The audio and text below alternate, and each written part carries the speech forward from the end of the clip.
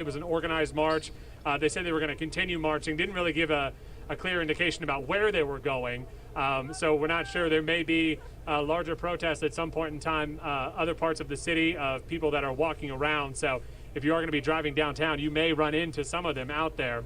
But I think kind of the thing that we've noticed, especially in the last maybe 10, 15 minutes, is that the crowd has thinned a little bit. There are fewer people right there, but I think it does appear they're just moving to another section to protest, and they're doing more of an organized march. We'll send it back to you all.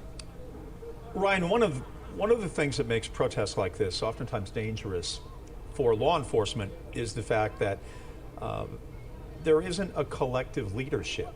In other words, you have everybody sort of doing their own thing, and that makes it very, very difficult to try to get them to act as a group when they are there as individuals. So that certainly is one of the challenges that Atlanta police are going to be facing with this as it continues into the evening. And I'm going to use the word shepherd again, but how do you shepherd a large crowd when that crowd does not have leadership? They have many individuals who have come together as one, yet there is no unifying figure to sort of, try to talk to the group, to try to get them to go at least in a manner or direction that you hope that they will. Yeah, no, that's a very good point that you bring up. What you will notice is it's usually the loudest voice that seems to win. And so if there is a discussion among the group, for instance, whenever we saw a few hundred people march one way, there were a few individuals saying, we're going this way down Marietta, this way down Marietta. But yeah, you're right. And I think a lot of them actually embrace that. They talk about the fact that there is no leader, that this is more of just an organic group of people. So there's not one person saying, we're doing this, we're doing that. To some extent, they would argue that is kind of the point. They want it to be a lot of people. But to your point, if you were trying to control that crowd, it does make it very difficult. And after the killing of Michael Brown and Ferguson, Missouri, we saw in Atlanta the reaction. That group, that protest, as I recall, was more organized. It had been put together by a number of individuals off social media, and there seemed to be a hierarchy of that protest. And they were able to bring, a lot of people to it, and they seemed to be able to have a leader in that group, and it made for, if you will, more of an organized sort of protest, where this one has come together rapidly, it's come together quickly, and again, that sense of individualism certainly could serve to be problematic for APD. We will certainly see how that plays out. Ryan Kruger, thank you very much. Again, we have seen Atlanta Police Chief Erica Shields do something that you don't see in big cities in the United States, and that is in the middle of these protests, she is in the middle of the protesters and saying that she hears their concerns, that she is certainly greatly bothered by what has transpired in this country, and that it's not just a policing issue, it is a societal issue. Again, she poses the question to each and every one of us, Oakland Police Department, and Oakland is expecting more protesting action tonight. They experienced some last night, of course, as you know.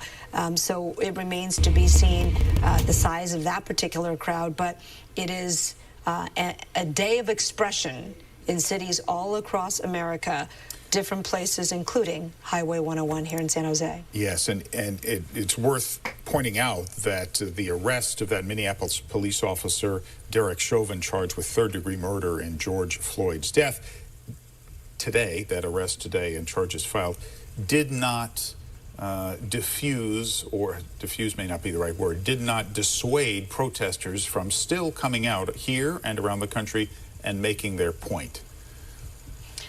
Yes, well, there are a lot of people who are calling for a swift charging of the other 3 officers seen on video, equal charges, if you will. So there are still a lot of people who feel like the wheels of justice are not turning quickly enough and perhaps not extensively enough. And even if this particular case resolved in a way that satisfied, a lot of people, let's not forget, we are talking about the culmination of months of several high-profile incidents. Sure. But each incident is, in terms of how these officers are trying to as an individual case.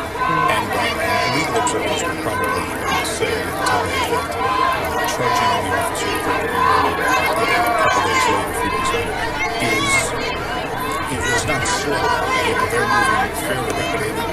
biggest mistake prosecutors can make is acting in haste and making mistakes, maybe mischarging, overcharging, undercharging anyone, because the problem is they end up with a bad case that when they get to court, they could potentially lose because they've rushed it and made mistakes. So they do want to be extremely thorough and extremely deliberate, because it may feel good at the moment for people who want to see these officers charged. But if they don't do it correctly, to see in their eyes is justice in this case. So I think prosecutors are understandably deliberate, moving quickly but cautiously to make sure they get it right. That is a great point, and one that I think the prosecutor, the head prosecutor, made himself. And he pointed out this was really a record speed, if you will, in terms of a case reaching this point of charging an officer so quickly, 4 days after the video went viral.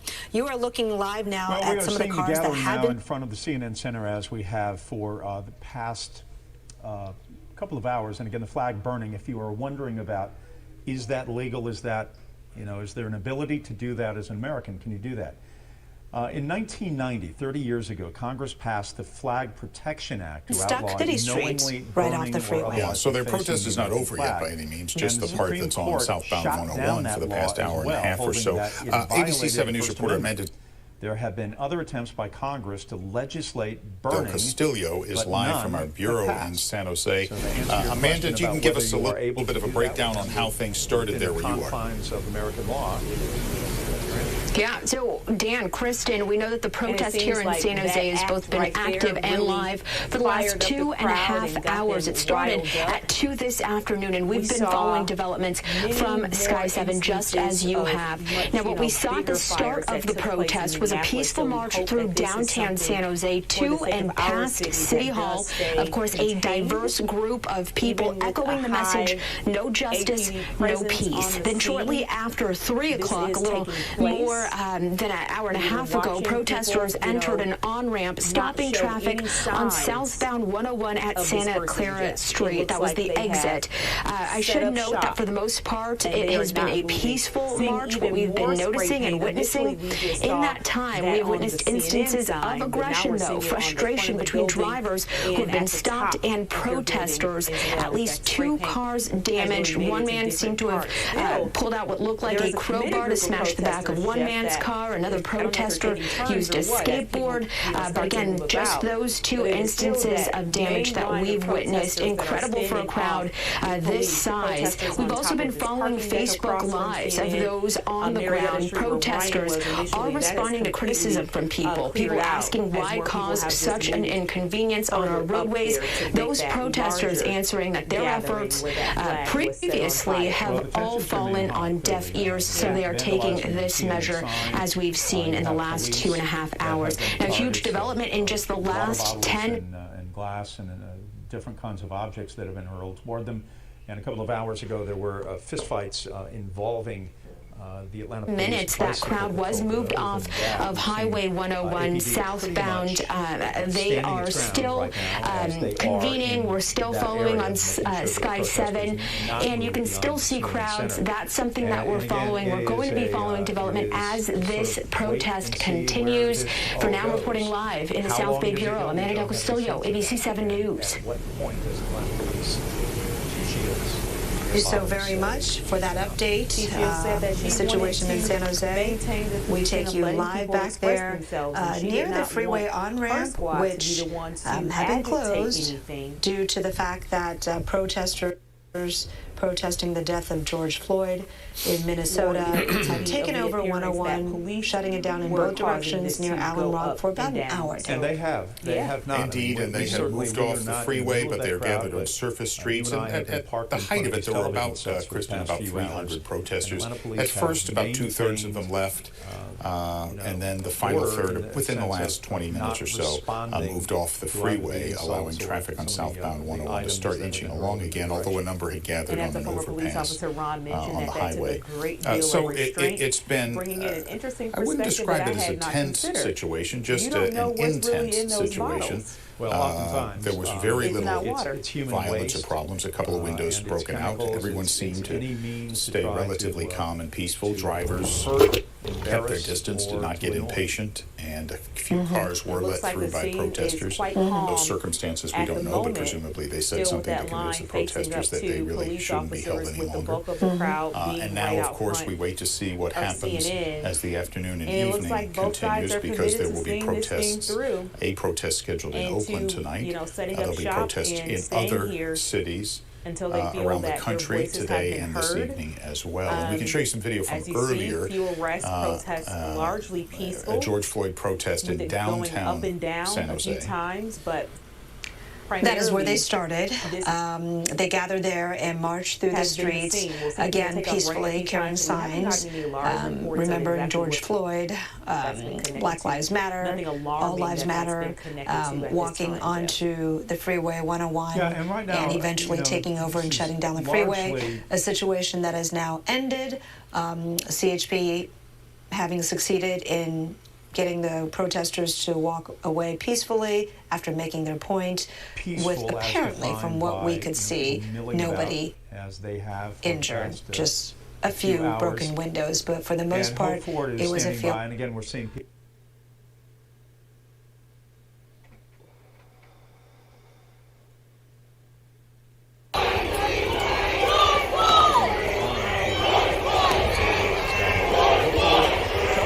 George Floyd! George Floyd! George Floyd! George Floyd!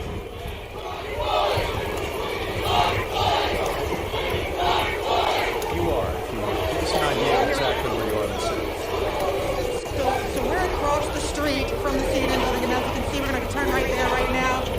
There's a lot of things being suddenly thrown at the CNN building. I don't know if there's officers in front of there. Suddenly, a lot of people started to run. It's interesting because a lot of people were just suddenly walked away and left, and now running, and now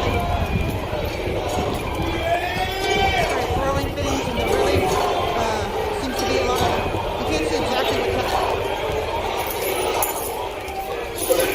happening there, but as you can see, there's been a climb.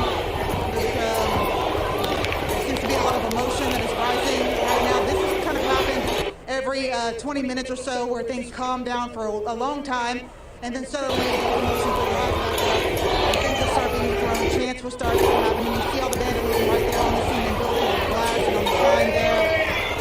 And it looks like a lot of the people that actually started to leave suddenly, they're now turning around and they're going and they're heading back to the little bit of chaos that's happening right now. Yeah, again, looking you at see the this two view. police officers who are right here.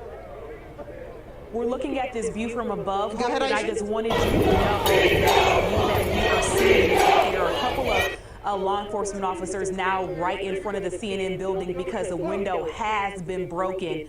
One of the front windows of CNN has been officially broken, and so now law enforcement is standing up. We see that from above. I just wanted you to know that we are seeing it right now.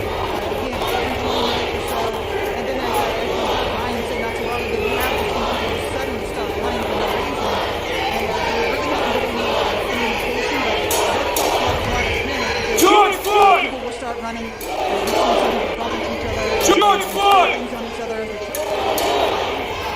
George Floyd! George Floyd!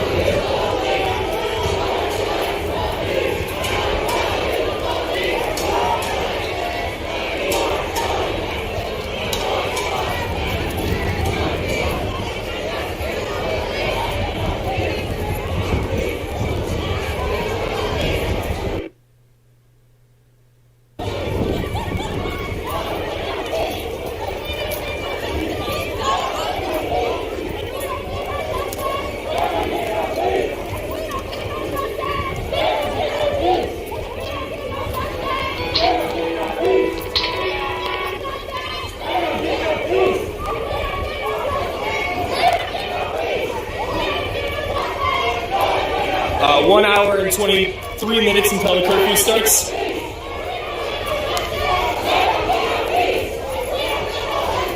They don't get no peace! They don't get no peace!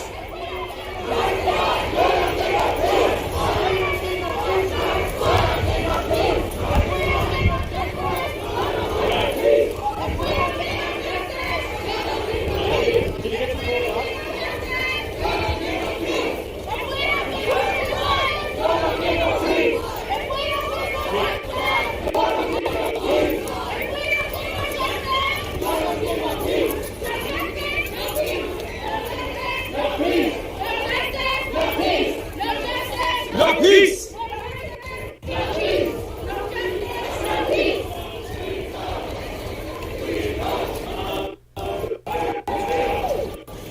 There's got to be about 3,000 people out here.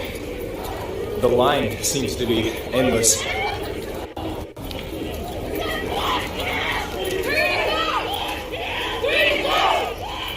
Three to go! Still three! Three to go!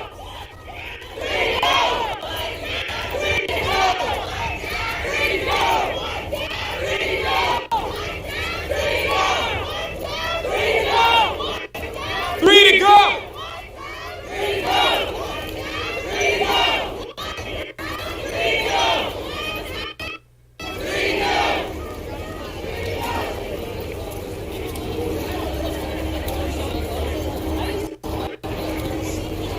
What's his name? What's his name? Say it again. Say it one more time.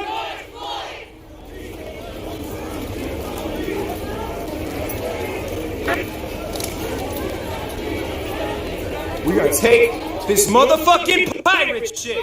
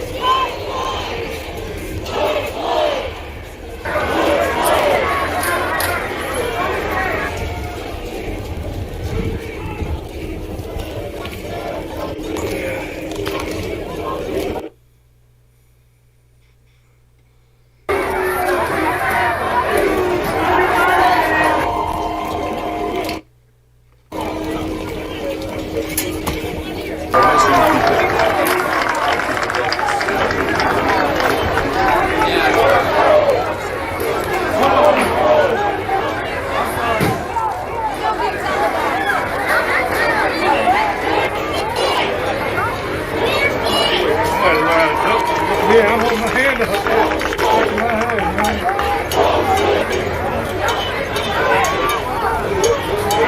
I want my kids to know I was on this side, not that side.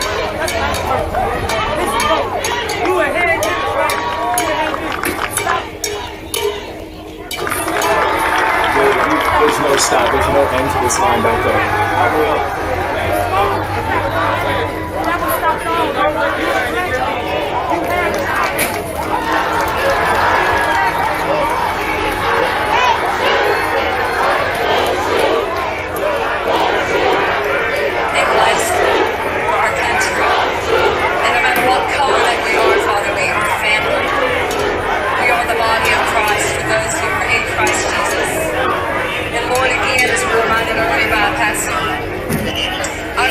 Against flesh and blood.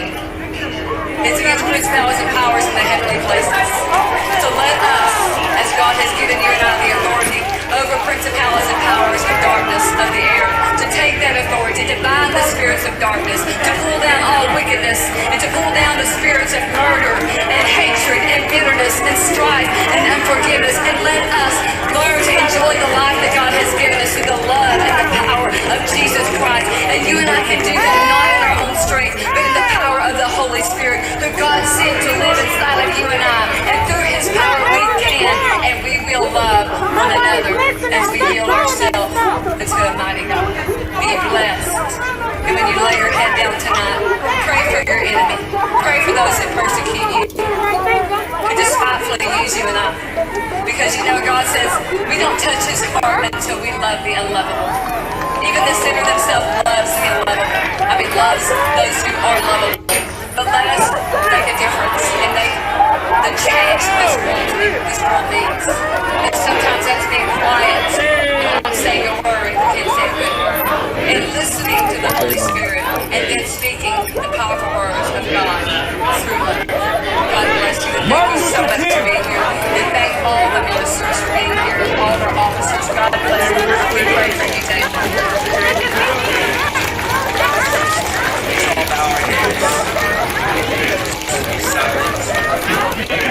Say a prayer for the cities. Protests that God would intervene. Life is safe tonight.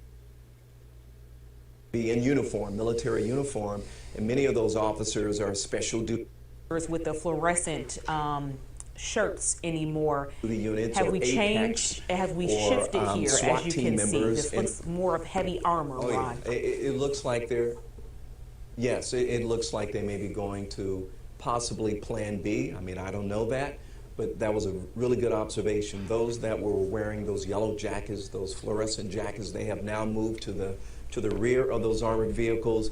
And you notice, if we get the shot again, you notice that those officers who are on the front line of the protesters now, they are wearing riot gear. So that means that they have a little bit more extra body armor. They have long sticks. I'm assuming they have long sticks or long batons. They have helmets and they have face shields. And usually when they take that type of posture, that means that maybe now or maybe later on, they're part of that line that's going to move the crowd. Ron, what changed?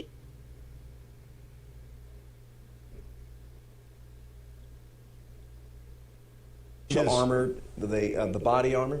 I was going to say, Ron, I'm sorry, go ahead. I was going to say what changes all of this is when you start breaking the glass. Do you agree with that Atlanta police has been patient in terms of letting the protesters have their say, as Chief Shields said about 40 minutes ago, that, you know, they deserve to be heard, but did not want anyone, A, getting hurt, and B, didn't want any property destroyed. So once the attack on property and the bottles come hurling at the police, that changes how Atlanta police will now respond. Do you agree with that?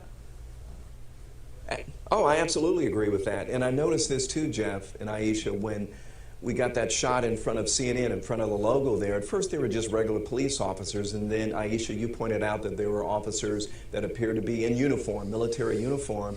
And many of those officers are special duty units or APEX or SWAT team members. And so those are more tactical officers that are there to respond to any type of violence or any type of emergency. So now it appears that some of those regular officers in regular beat uniforms have kind of moved out, and it seems like those tactical officers in the military uniforms have now moved in front of the CNN sign.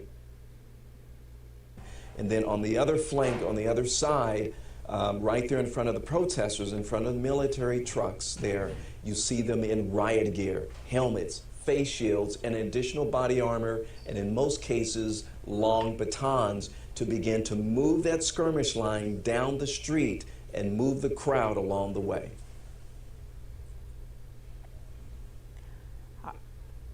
All right, let's go to Ryan Kruger right now, who is standing by near the CNN Center.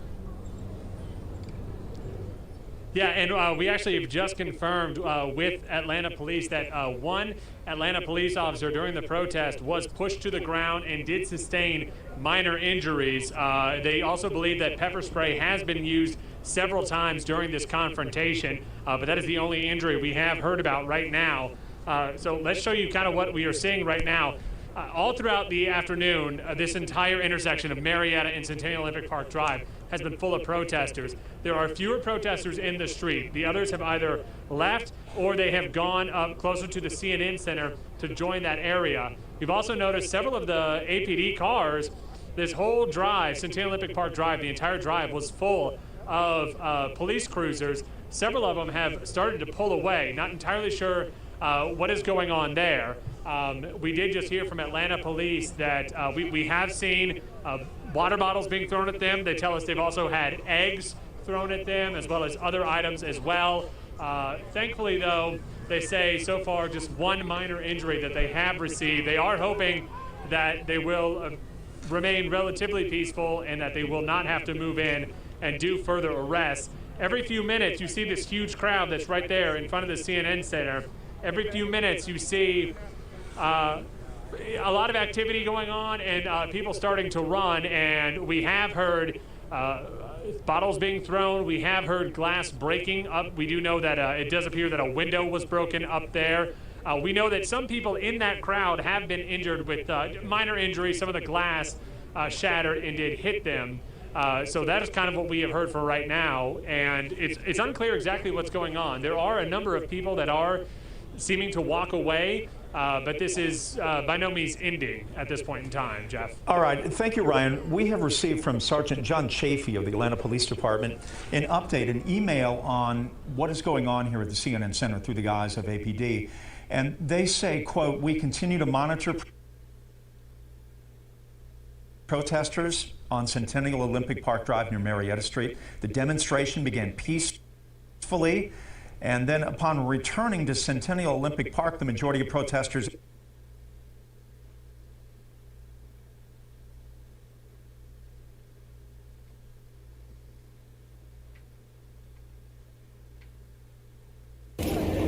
entered the park while a portion walked south on Centennial Olympic Park Drive. Additional officers arrived. They began to push protesters back away from a vehicle in which a member of APD was riding, and that led to a number of scuffles between police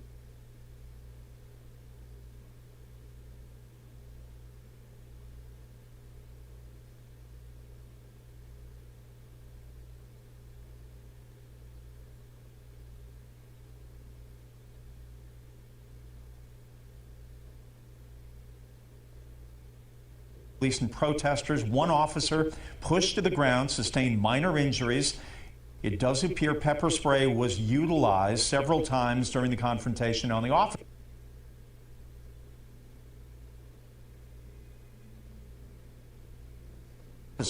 Currently, we are attempting to allow the protesters to continue with a peaceful demonstration. However, officers are being subjected to water bottles and eggs and other items being thrown at them. However, we remain hopeful this activity will cease and there will be no need for further arrests or clashes from protesters and with protesters. That's the very latest from Atlanta Police. So it looks like APD is still trying to maintain that distance and let the protesters do what they have to do, but they do acknowledge that they have really taken it on the chin tonight, Jeff, with eggs and bottles being chugged at them, which we have witnessed here on live TV as this is happening. This is still out in front of the CNN building. Crowds out there taking video and taking pictures of those people standing on top of the sign and chanting and cheering. In the last hour, we did see that American flag burning that has since been put out. We do know at least one window has been broken out in front of the CNN building as multiple areas of the front of that building now covered in graffiti. And as you see with this incident that we're seeing take place on camera, it is that a couple of people start running or doing their own thing, and because we don't have all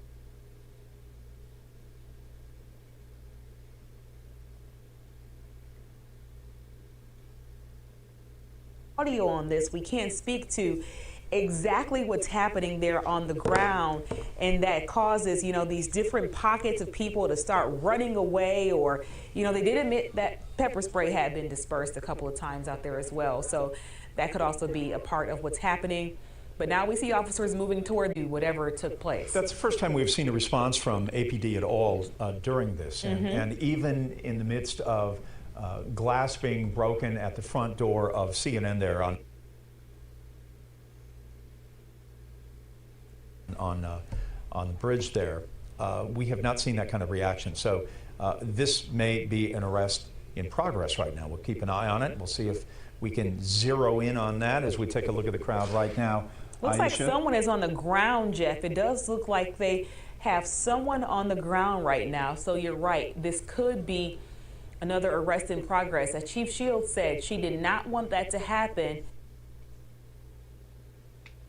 However, there are certain guidelines and certain lines that officers, can't turn an eye to.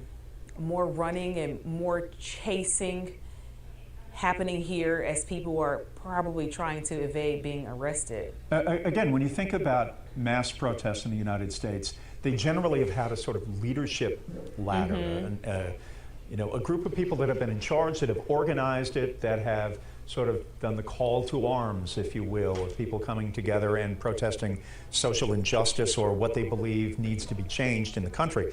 This does not have that. Hence, we have seen a lot of running. We've seen a lot of people going in different directions at different times. it is not an organized protest in the sense of what we have seen over the last decade in Atlanta, which has been some very, very organized protests. This is simply not one of them.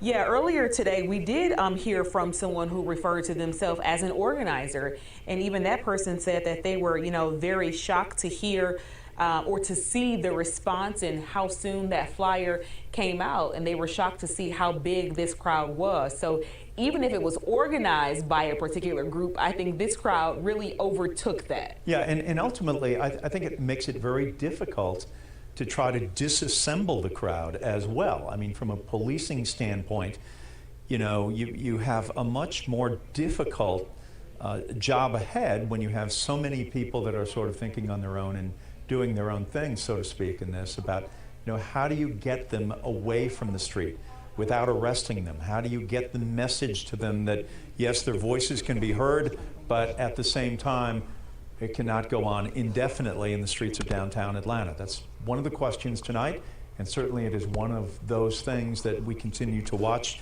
just as you do at home right now, trying to have a sense of how long this goes on and in which means will it end.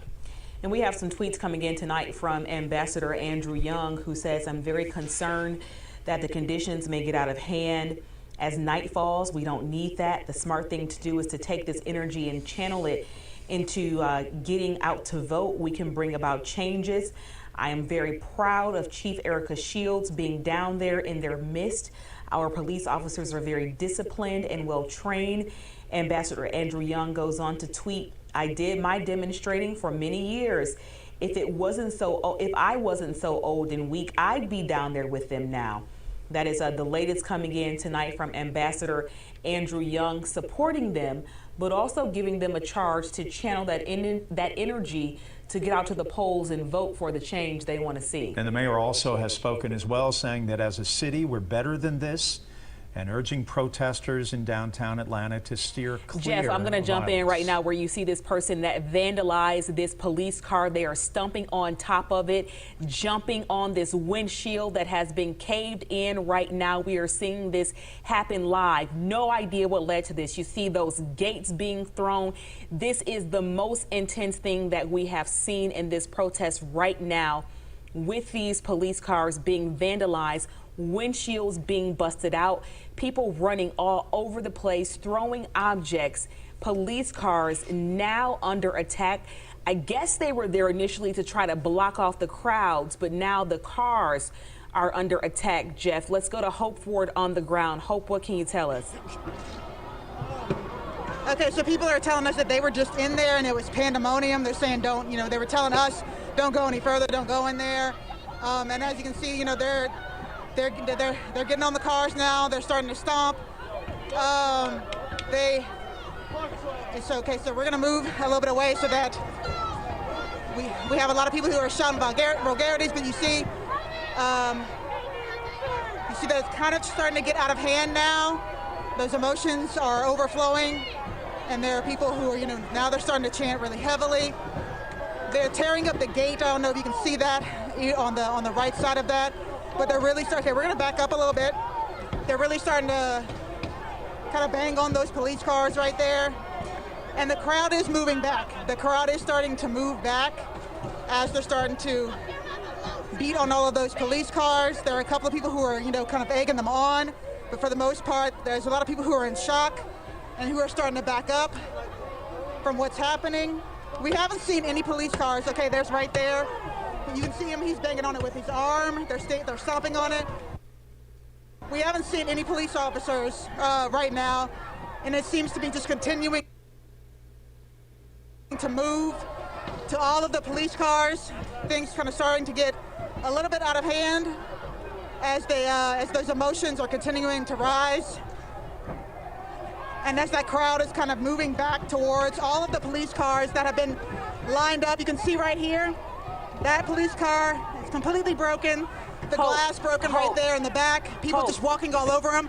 And now you do see police are moving in. Go ahead. Police are moving in. We're going to pull out of Hope We need you to get back as that crowd is coming toward where you are. We're going to pull out of Hope Ford right now as we are watching a view that she cannot see, that this crowd is moving toward the direction where we know that she is on the ground reporting. We do want our crews on the ground to be safe. Hope Ford and Ryan Kruger are in the midst of this, and we are seeing this violence reach a level, Jeff, that we had not seen before. Hope had no idea what was coming her way there on the ground, and we do want to make sure that our crews stay safely in the midst of what has turned into an extremely chaotic scene. We do know that Ryan Kruger is safe, so let's go to him on the ground as we are watching some very aggressive arrests from above Ryan taking place.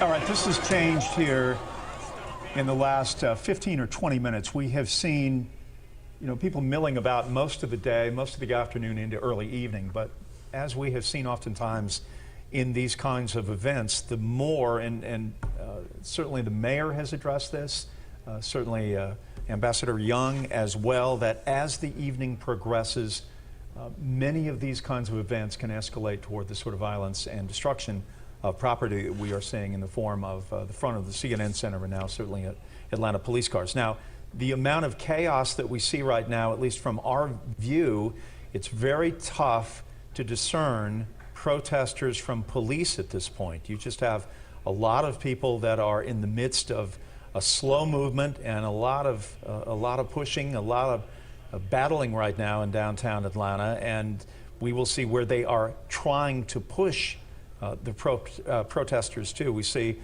some of the police in the fluorescent yellow vests there, but there are other police as well. We're seeing people on the ground as well, and this continues to grow in dimension in terms of the violence that has now spilled out in front of the CNN Center, now making its way towards Centennial Olympic Park. Ryan Kruger is standing by in that area. Ryan, I hope you're not too close to the apex of that area there.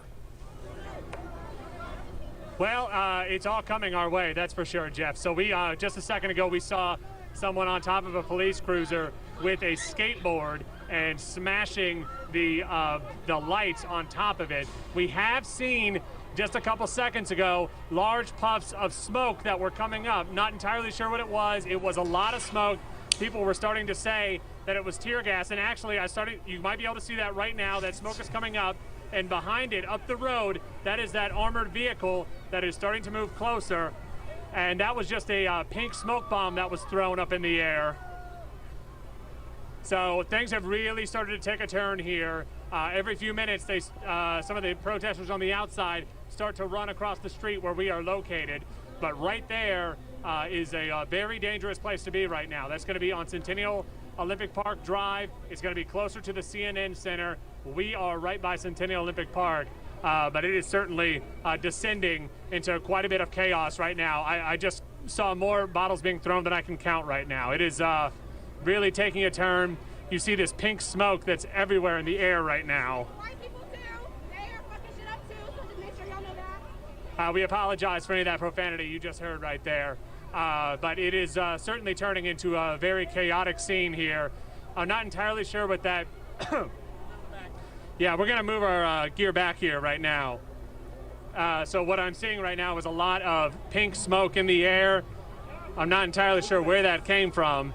But right now, it kind of smells like. Right, I'm going to jump in right now to like talk over this. To talk over this arrest that we are seeing with this person being carried away by 3 officers by hand and foot. With the way that this has escalated, we can anticipate that the number of arrests are indeed going to increase. This is another arrest going down to the left-hand side of your screen. These people being taken behind that line.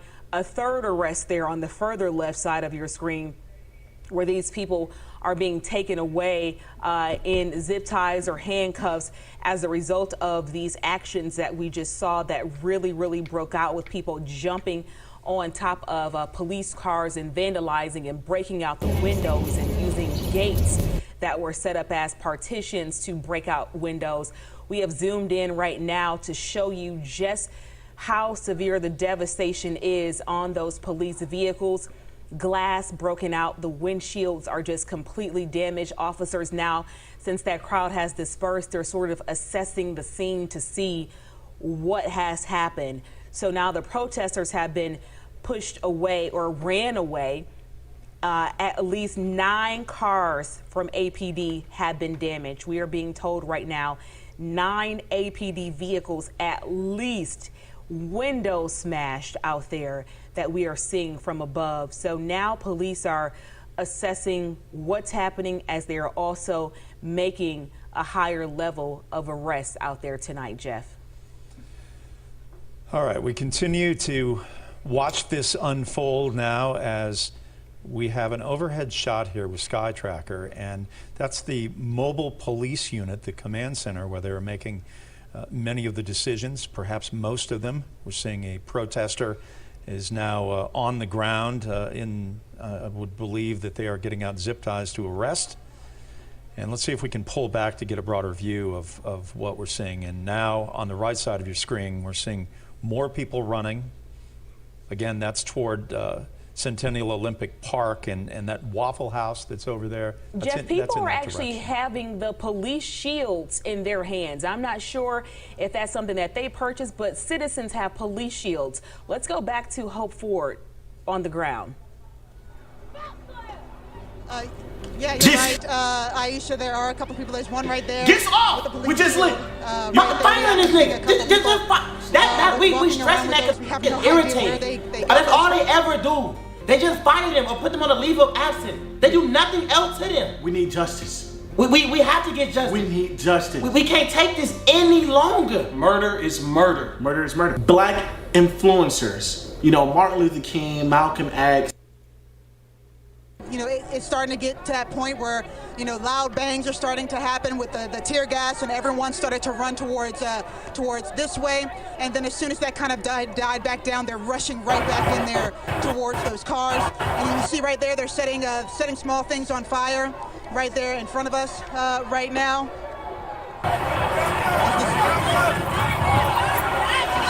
And as you can see over here, they're tearing up signs, they're throwing things down the ground. We're on the freeway now. We're taking a look at the interstate. Let's grab it from you for just a moment and let you get sort of squared away through there. We want to take a look now at the interstate, and this is where protesters have now moved to the interchange right there out in front of Grady Hospital. And now they are blocking freeway traffic, as you can see right now. And in fact, it is up beyond Grady Hospital. It is up toward Atlantic Station, up in that area just beyond downtown, as we are now looking northward right now. So as we can see, Atlanta Police, we also see the Georgia State Patrol. I believe some vehicles are in there as well. Yes, they are on the left side.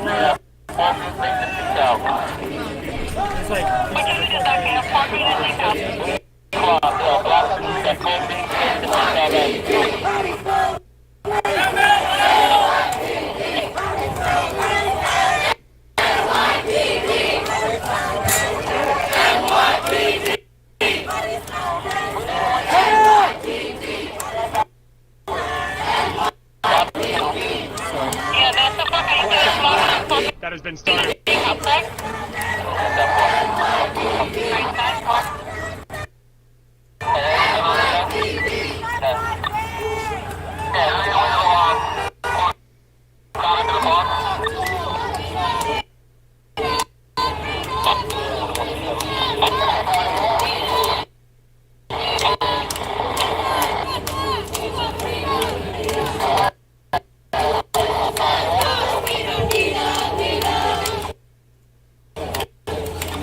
Sector 6!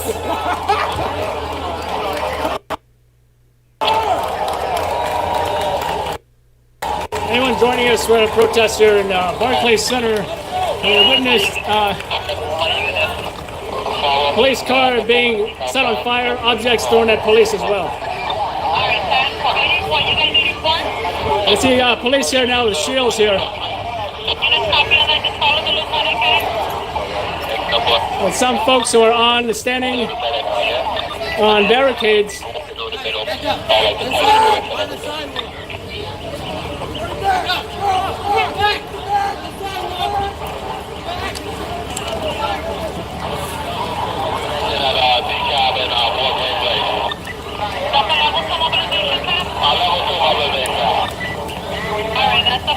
Right now, and the events of the last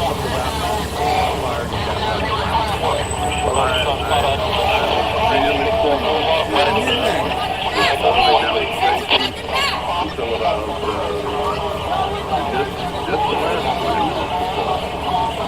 the chief was there talking, the police chief was there talking with the demonstrators. The police were very well restrained, and it just got out of hand.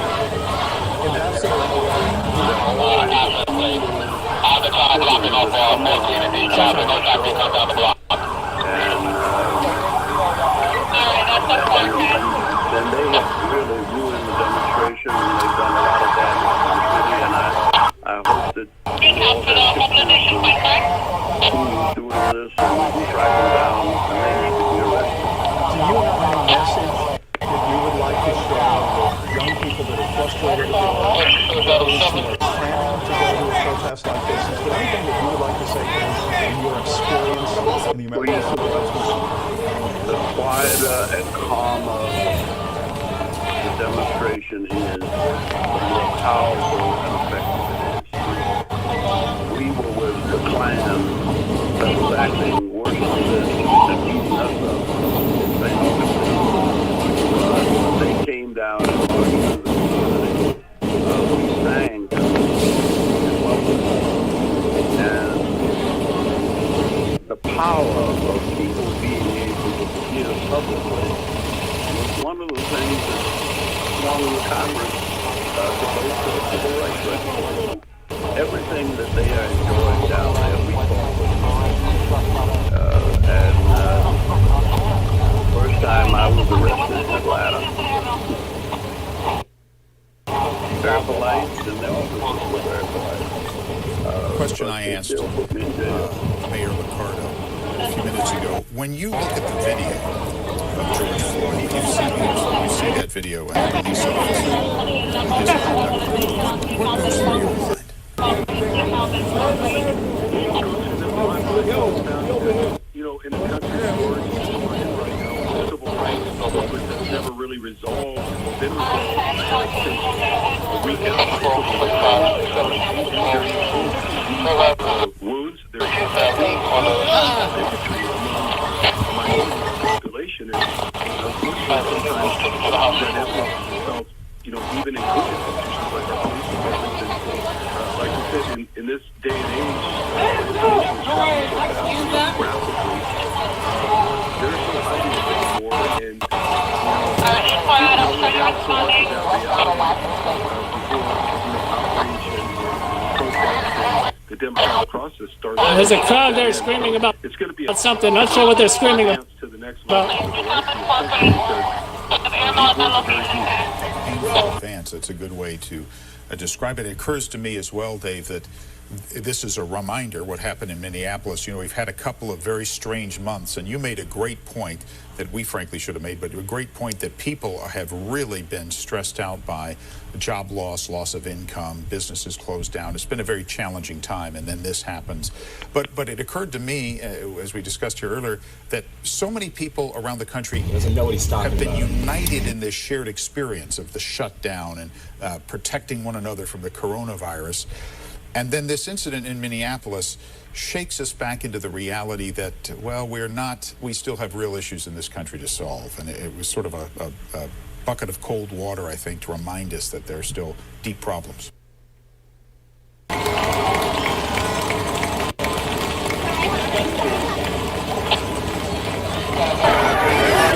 Everybody's really down. We're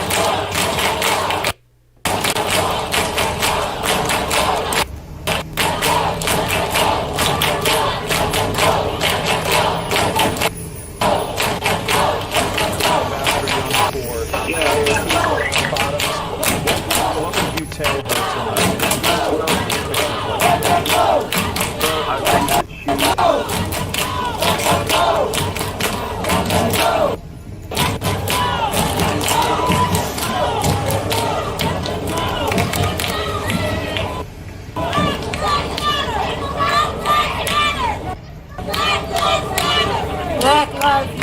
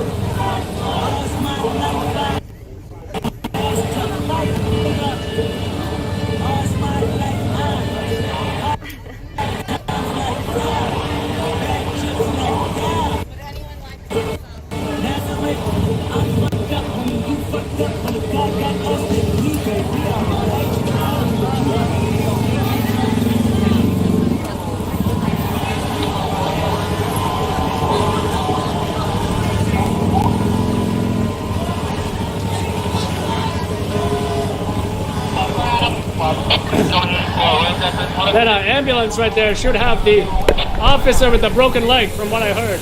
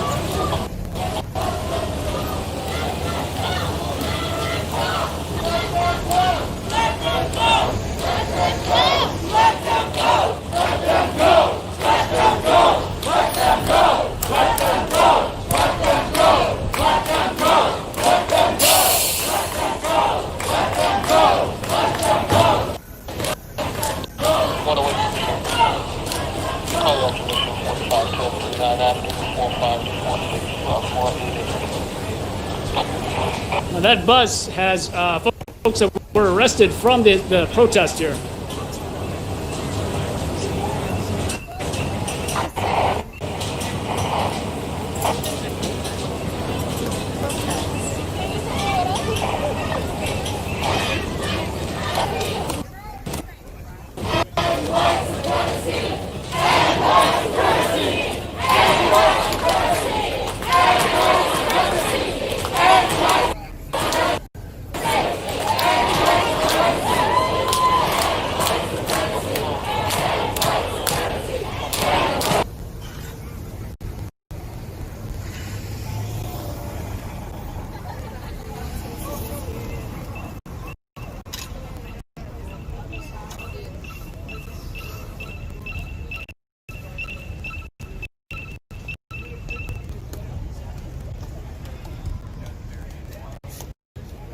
What are you, Mr. Krabs? You can do a better one than that. Oh shit. Reunion over here.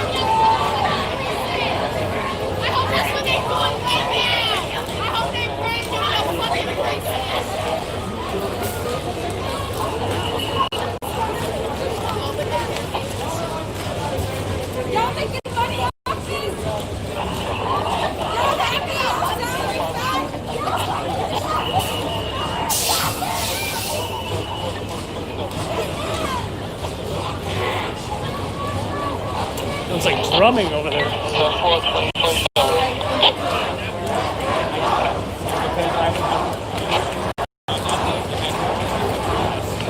Where is it?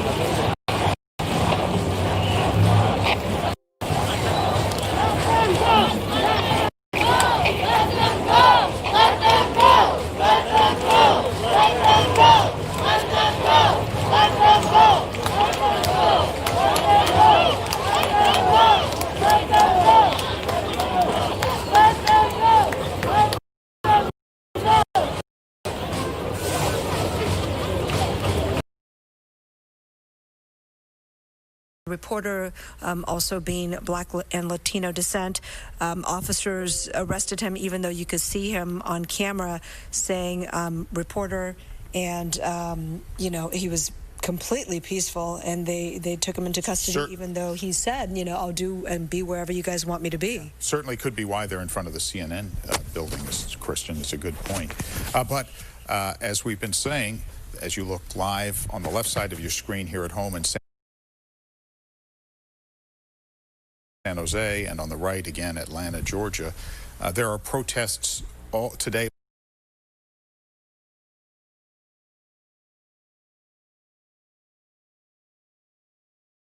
All around police the country, presence on the downtown connector, not in the southbound side, but mainly in the northbound side. What we're looking at right here is the Varsity and North Avenue. But you can see from one of the maps that I just pulled up right here, there is a lot of traffic that is now starting to obviously slow down around the Grady curve northbound, and then southbound traffic from Midtown right around the Brookwood split. So we're definitely seeing a huge impact downtown. Obviously, a lot of flashing lights and police presence. We've seen this before when protesters have made their way on the interstates, obviously in other areas as well.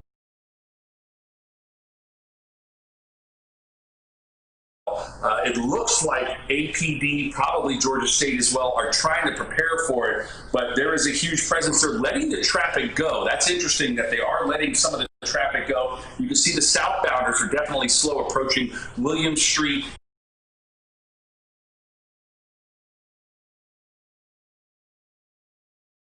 And that Grady curve area, but certainly from the maps here, you can see a lot of congestion. Obviously, the icon off to the side there indicates where all the protests are. And I was looking at some of the earlier maps, and there are numerous streets that are going to remain completely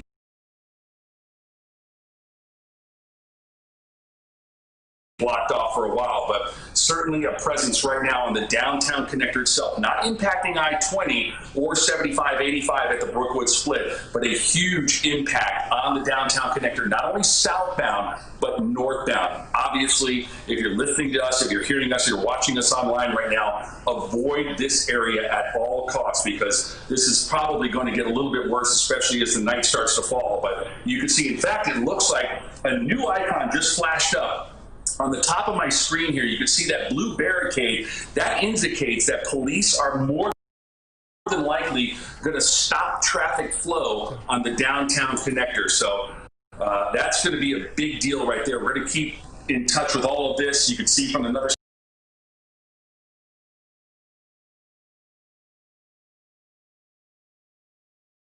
sky tracker shot that's just over North Avenue by the Varsity. It looks like they might stop traffic on the downtown connector. I'm going to get a couple more views from the sky tracker, and we'll be right back in touch. All right, Crash, thank you so much. We appreciate you mobilizing.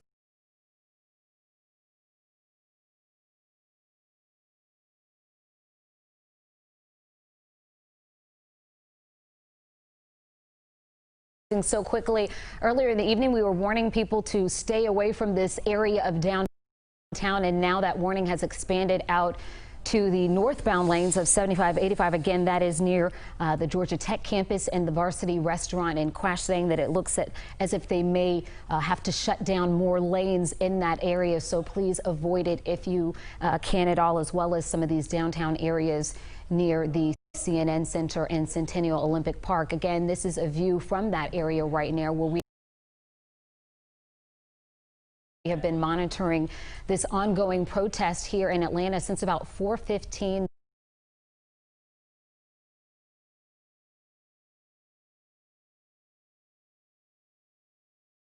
this afternoon. Just to kind of refresh your memory and know.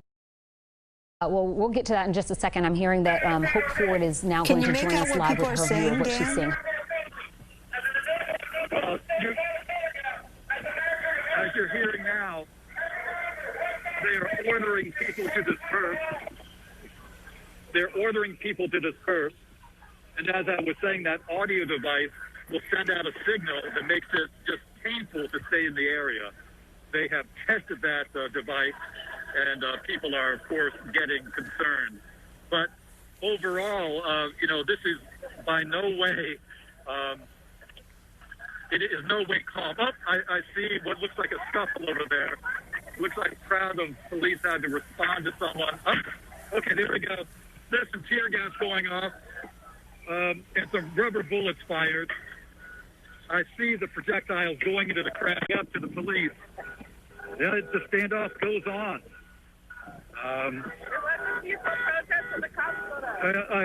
A woman just told me it was a peaceful protest until the police showed up. The police are trying to take some control. These protesters blocked this. And it seems to be pretty far down the street. We continue to hear breaking into the glasses, into the building right.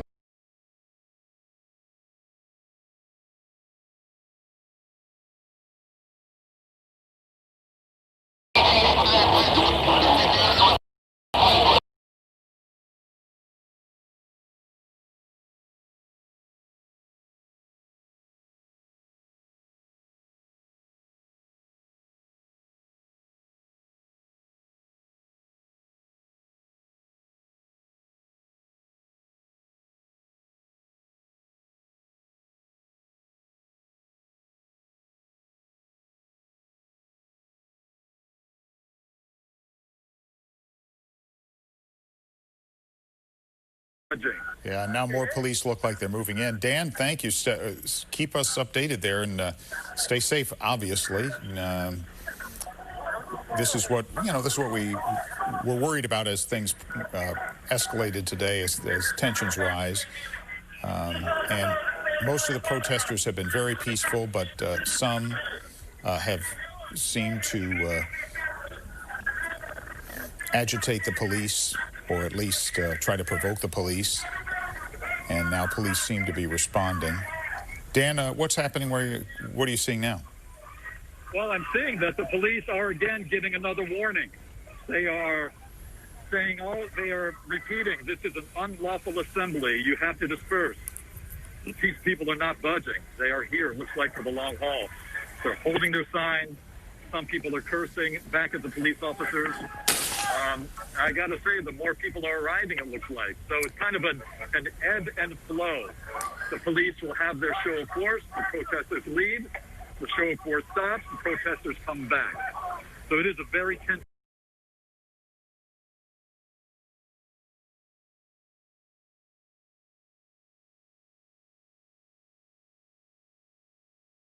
situation right now.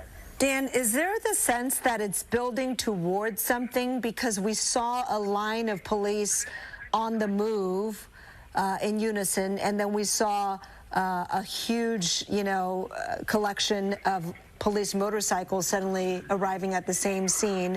What do you think? Is it building towards one area? Is it just what we're seeing here is where it's all happening in terms of this confrontation? Oh, sorry. What is that? What happened here was that someone threw a bottle at the police officers, and they responded with those that riot gun, that gun that shoots the projectiles. And I've learned over the years of covering these protests that you always have some cover. So I'm well positioned behind a tree that I can look out, see what's happening, and then if there's something kicking off, then I can kind of take my cover. Very the smart. Police are moving now. They are pushing forward. And the police are pushing forward. You have some officers on motorcycle. You have other officers in right here. They're doing their best to try to take over this intersection. It looks like they're about to clear that intersection at 7th Street and Santa Clara Street. But Dan, where are they pushing people, herding them towards? Can you tell? Is there a direction? Where are they headed? They are heading west on Santa Clara Street. It looks like they are firing into the crowd again and again. I can see the projectiles flying through the air and hitting the protesters. They are keeping the shots at waist level. That's really important because, as I said, you can take out an eye pretty easily with those projectiles. But it looks like what they wanted to do was to retake that intersection. They were not going to give up that intersection. And so now they are pushing the protesters, it looks like to me, west on Santa Clara. We're now about halfway between 7th Street and 6th Street. Okay, moving down the block on that. Okay. And Dan, are you on the move again, kind of walking behind the police now, or where are you exactly? Well, Dan, I'm right at the line with the police officers. Oh, okay. I am just to the side of the protesters. I'm trying to keep my distance. We're right at Horace Mann Elementary right now. Okay. Again, the officer is saying again and again that this is an unlawful assembly and you have to disperse. They are pushing their way down Santa Clara Street, trying to get these people to disperse. But I tell you, Dan, I'm looking down the street, and it looks like there are more people gathering. This is not dispersing. It's getting thicker. We're moving, but it's not dispersing. Oh, you're just pushing the group back, and more people are gathering behind that police line, it sounds like. Interesting. Exactly. Dan, please do be careful. We know you have a lot. Protesters behind you. How is that defined? What do you mean by that? Is behind you? Are they milling about, or are they just sort of waiting? Can you explain what you're seeing behind you? So there have been a couple of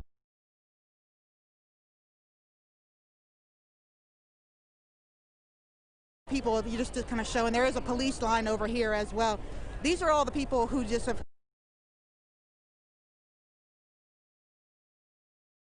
kind of moved back. They kind of just been standing here. They every once in a while they continue to chant. They continue to sing, and they've just kind of been standing here really the whole time since this all started.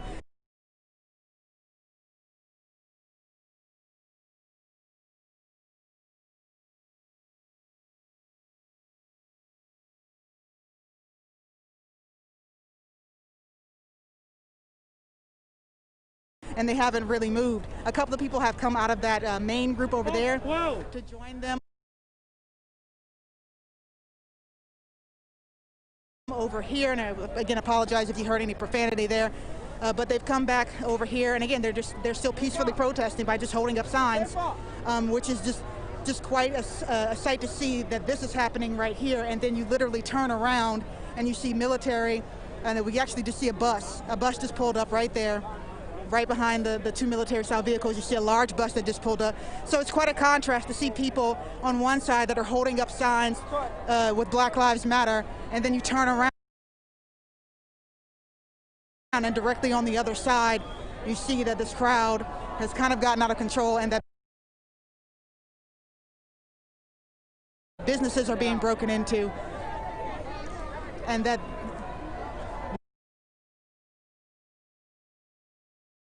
now that those screams and chants are starting to get a little bit louder there. And Atlanta police right now, from what you can see, they are just holding their ground. Is that correct? They're not moving on these protesters at all. They are witnessing this. They are watching. They are standing together. Is that correct?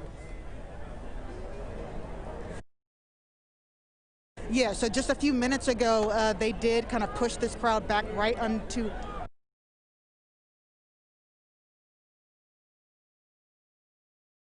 underneath Marietta Street, and they stopped. They stopped right there, and then the two military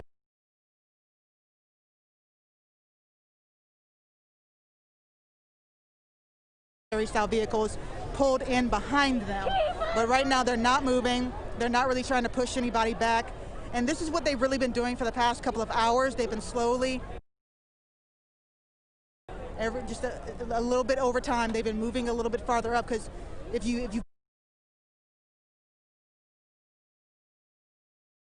been with us for a little while, you'll know that this was actually started all the way down by the CNN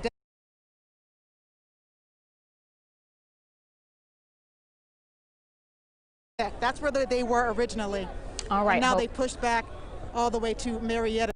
People backed off the immediate face-off with the police officers, but then they have scattered to different streets along the way. I saw one young man who was hit with a rubber bullet in the leg. It hit him so hard that it took him down. He was in obvious pain. I asked him whether he was okay. I looked at the welt on his leg. That's exactly what I know it to be. Those rubber bullets, they call them projectiles, of course, plastic covers with metal inside of them. They hurt. They sting. They hurt. Would you mind if I... Okay, I was just handed a... Where's the mask?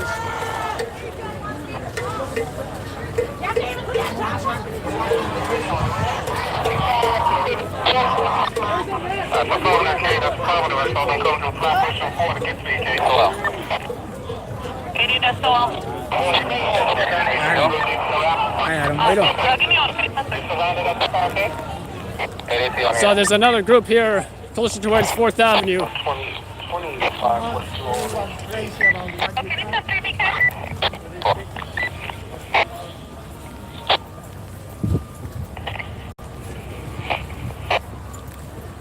Seems to be a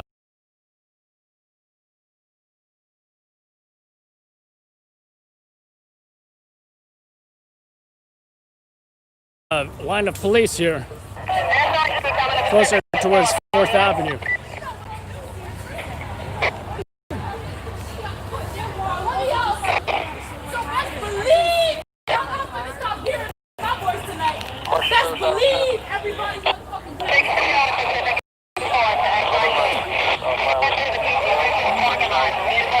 Now, we seem to be behind the police right now. And a crowd of 100 to 150 or so protesters on the other side.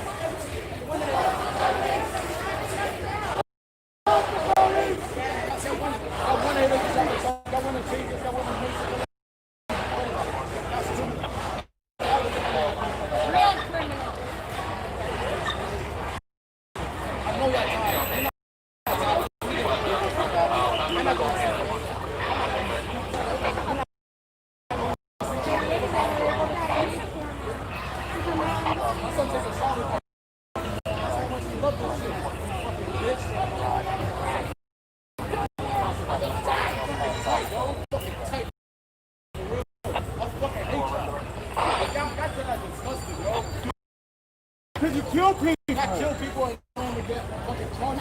Third degree murder, bro? That should have been first degree murder. That should have been first degree murder.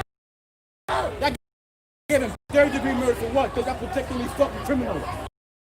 Y'all fucking fake and stupid. And I fucking hate y'all, dude. I'm so fucking tight. I'm so fucking tight, yo. Put people in fucking tight.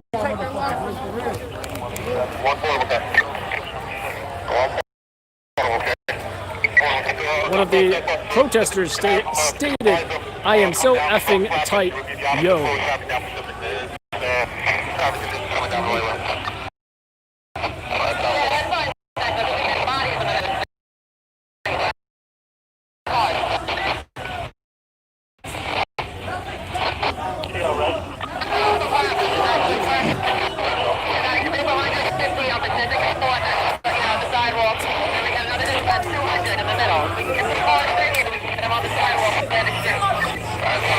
Excuse me.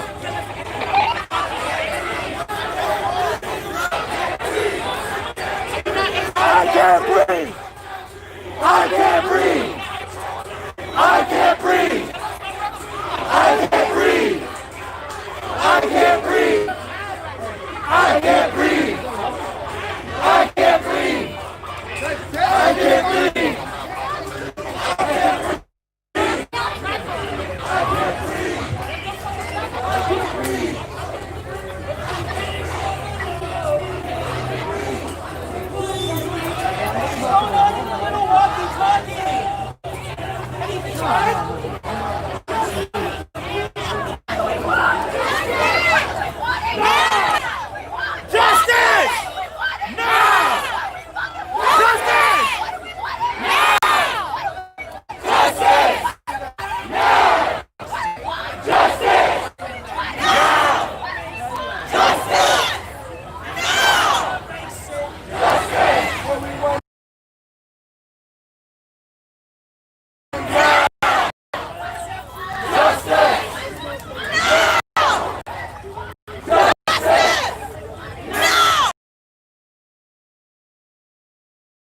Hand side of your screen, that incident where there was a scuffle with police and one man was put to the ground and arrested. Mm-hmm. And Dan, I just want to mention that our Senator Kamala Harris, who, as you know, is mentioned as a potential vice presidential running mate for Vice President Biden, she has tweeted out a video and message just in the last half hour saying, "Black blood stains the sidewalks of America. Folks are in pain and have been for a long time. Floyd should not be dead." And been pulled out into the street again with people picking up some of that stuff and throwing some of the garbage at the police officers. So this is kind of what we're seeing right now.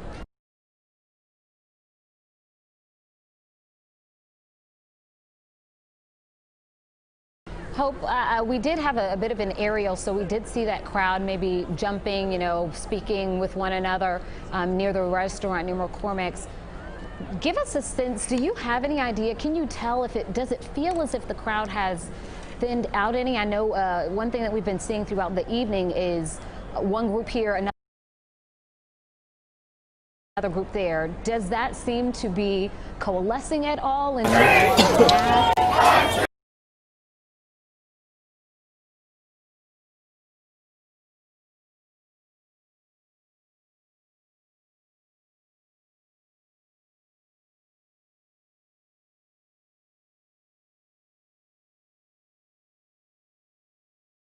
Or does it seem as if more people are leaving? Yeah, so we did see those two large crowds for most of the protest that's been taken down, placed down here at CNN. There was a crowd that left, that went to Centennial Park and officially ended the official protest, but there were a lot of people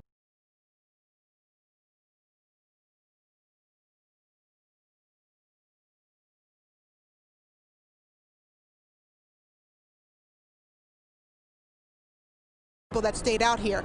Now, once those military vehicles started to move in, once the police cars started to get vandalized, once things started getting set on fire, that's when a lot of those two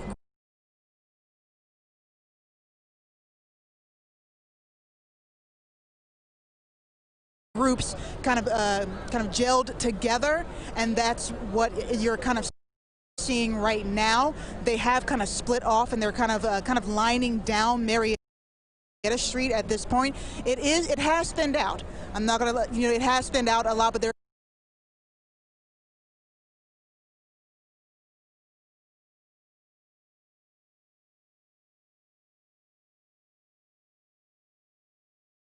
still a huge group here, and there have actually been people who have been in the last hour or so, we've seen people park in a parking lot across the street from Centennial Park. They've parked there, and they've actually come to join whatever is happening out here tonight. And now we're seeing that stuff is now being thrown at the at the traffic lights up there on Marietta Street. And again, that's where that line of police officers are there with that barricade. So it has gotten a little bit smaller with people leaving and people ending what they call the official protest, but there have been more people who have come and who have joined this crowd tonight. All right, Hope Ford reporting for us from the ground out there. Hope, thank you. Well, you heard Andrew Young, Ambassador Young, former mayor of Atlanta, speak with us about 10 or 15 minutes ago, and he told us that he wants to round up reasonable young people who are part of the group of protesters tonight and let them know that they have made their point and now they have hurt their cause. And he spoke with great conviction, as he always does, on matters of civil unrest and America and his beloved Atlanta, and spoke about his disappointment and his anger at what he has seen transpire over the last 45 minutes or Jeff, so. One thing he said that I thought was poignant was this. Said we've worked too hard and Atlanta has come too far for this, and that was in his comments about the deterioration of the protest this evening. As we continue to see protesters gathered in downtown Atlanta in front of the CNN Center and the McCormick Schmick restaurant, which has now had broken windows in front of it, where many people have gathered. American flag had been burned there earlier in the evening. Again, 9 Atlanta police cars have been vandalized.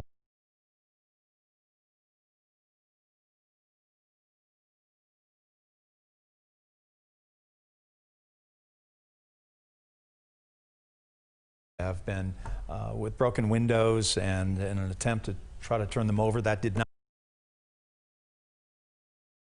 happen, but they were successful in torching an APD cruiser. So one vehicle has been lost. The other issue that certainly has been at the forefront tonight has been protesters who have made their way onto the freeway at I-75, very close to the North Avenue Bridge. If you're familiar with that area, we have seen a number of police cars, Atlanta Police, Georgia Highway Patrol, State Patrol as well, have been there in an effort to try and clear the freeway. That has been unsuccessful as of yet. That area has been a slow go for motorists. Again, if you are planning on going from the south side to the north side and you are looking to use that portion of the freeway and you're not going to cut through Midtown or in town, certainly be aware of that it is slow going for motorists tonight. We do not know the exact situation on that yet. Hopefully our Sky Tracker will make its way over there to give us an overhead view as well. And again, you can see that police car that had been torched just in the top left. It just disappeared behind the breaking news banner there. So that is still something that we are continuing to follow, just the amount of damage that has been done tonight. I know Jeff just mentioned the McCormick and Schmidt's restaurant, the windows being broken out there, windows at the CNN Center being broken, some vandalization done to the iconic CNN lettering, the logo that sits out front of the building. That's such a place for tourists to come and go. A lot of these areas are frequented not only by people in the city and the metropolitan area, but also by a lot of our visitors as well. And so all of them being impacted right now. Again, it is nearing 9 o'clock, about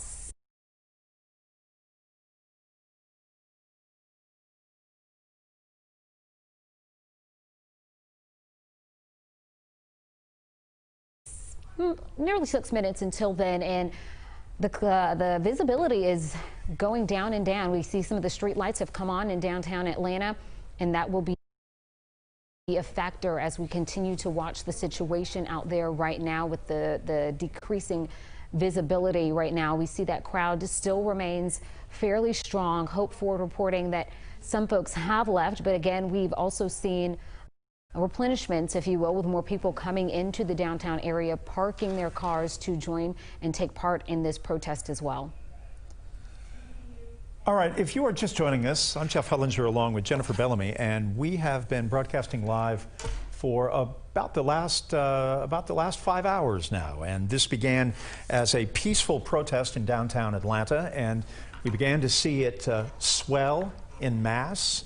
We began to see protesters gather, and then they made their way from the Centennial Olympic Park area over toward the front of the CNN, immersed, if you're familiar with that area, between the CNN sign and the parking garage for employees, which is on the left side. And it is there that Atlanta police met the protesters to make sure that they did not advance beyond that point. And for the most part, it was quiet. It was a large crowd, but it began to get a bit rowdy late in the afternoon. About 4:45, we began to see some protesters mixing it up with Atlanta Bicycle Police. We saw a number of arrests there. It then calmed. It began to mellow a bit, but then it began to escalate as Atlanta police had requested via bullhorn that protesters move away from the street onto the sidewalk and away from the area. They did not. Instead, they gathered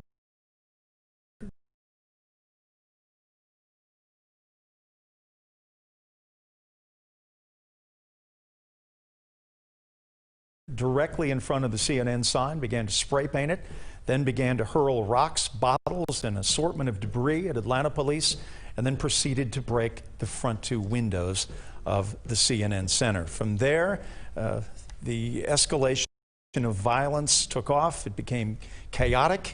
The cars were vandalized, 9 in all, 1 was torched.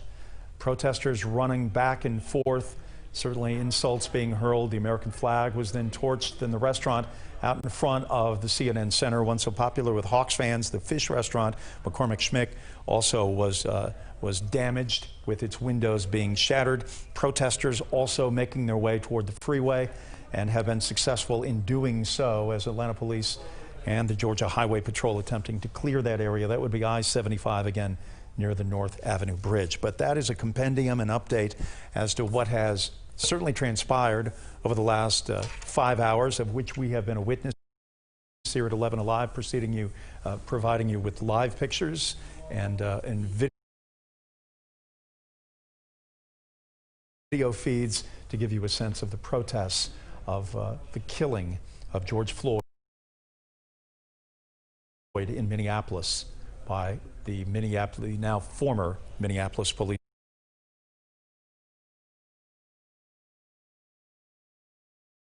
officer, now who is facing charges in connection with that killing. And again, Jeff, just moments ago, we did see a smattering of people take off running, which is something that we have continued to see off and on throughout the evening. Every now and then, we'll just see groups of people take off running. And in speaking with our reporters who are down on the ground, it has not been clear what exactly it is that sets off that running. Certainly a panic-inducing moment for those who are on the ground when you see a lot of folks take off running. But again, right now we are just continuing to watch. It does appear to be another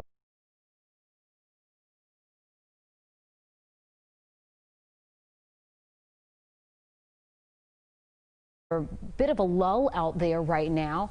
We see the crowd still pushed back from that line of law enforcement there right under the Marietta Street sign. And again, this is a situation that's been unfolding now for hours. It does look like there was just a little bit of a fire down there in the crowd at the bottom of the screen. We're kind of moving away from that right now. But this is something we're continuing to watch. There you can see right there towards the bottom, it looks like we see some flames right there. And that's something that we have seen off and on throughout the evening as well. We mentioned someone burning an American flag. We saw somebody else burning other items of debris out there on the ground, in addition to those police vehicles that had been damaged in that vandalization of the businesses that are there in downtown Atlanta as well.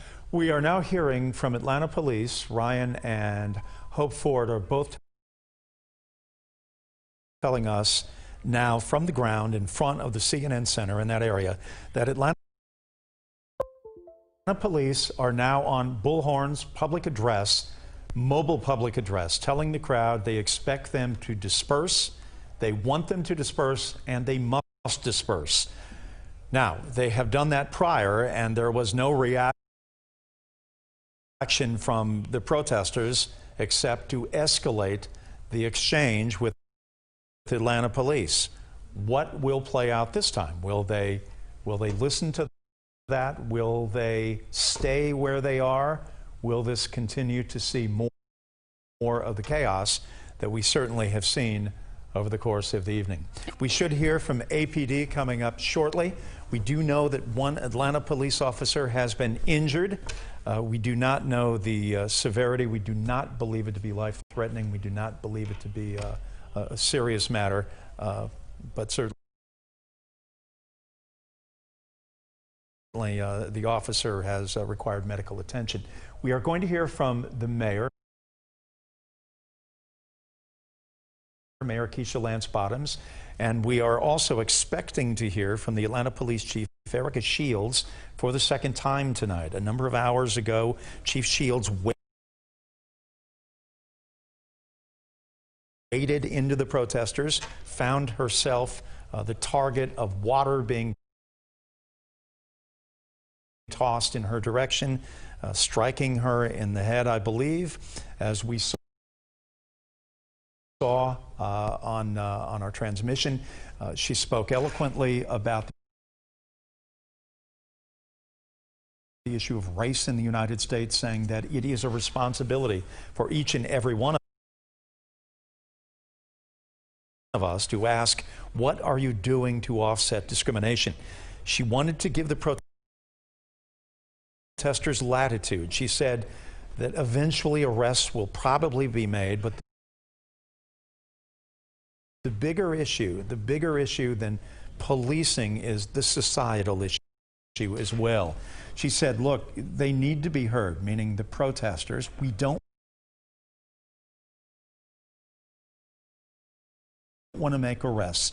But at the same time, she said, as Atlanta Police Chief, it was her responsibility to ensure that everyone be safe and that there not be a destruction of property. So we have seen that destruction tonight, the property as defined by property of the Atlanta Police Department and the windows of CNN and the Fish Restaurant near Atlanta at Olympic Park. And as we wait for that update from Atlanta Police and the mayor, it looks like we're seeing right now Atlanta Fire addressing that Atlanta Police vehicle that had been set on fire. It looks like they're spraying it down, probably trying to make sure that all of the heat and stuff has been taken care of out there. So we did see some of the fire crews arrive on the scene from the back, not the side that you see the crowds on, but from the opposite side not too long ago. So again, we are still awaiting that update from police and the mayor.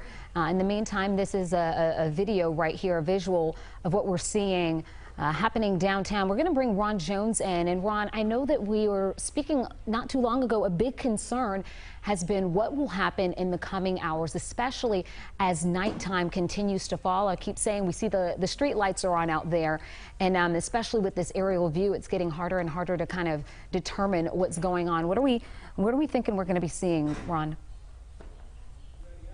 Well, you know what, I tell you what, if the Atlanta Police Department is now getting on the bullhorn and telling these folks that they need to disperse, it just shows that it's an indication that they're going to take action, and they may be taking action pretty soon here. It's pretty hard to see because it's so dark, and of course our view is so high, you know, 10,000 feet, however far up we are. But you can see that normally there's a skirmish line. You can see police officers are down there, and they're going to begin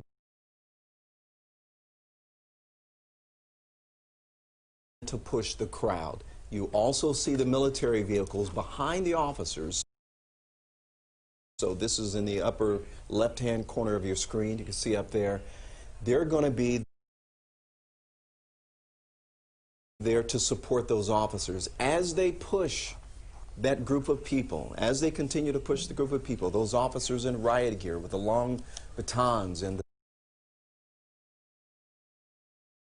the shields and the helmets, then you're going to have some folks who are going to resist. As they resist, they're going to be arrested. And that's why they have the zip ties, and they're going to immediately arrest them and continue to move on. Hopefully, Jay Bell, this crowd will disperse, that there won't be any more violence, no more vehicles set on fire, no more windows broken out. But it appears that the crowd is not listening. And okay. We're going to hear from the Atlanta Police Department here in just a moment. A producer's talking to my ear to let me know that we're getting close to that. But the one thing that we should point out here, Jay Bell, every now and then you will see people take off and running. And listening to Ryan Kruger, also listening to Hope Ford, it appeared that some of those officers may have been firing tear gas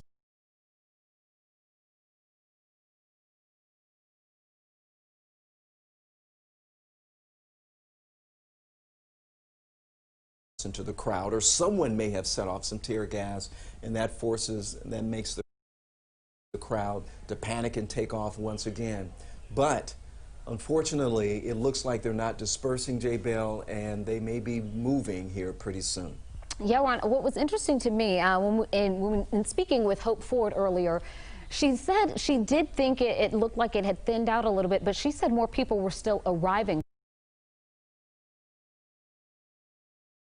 parking their cars and coming out.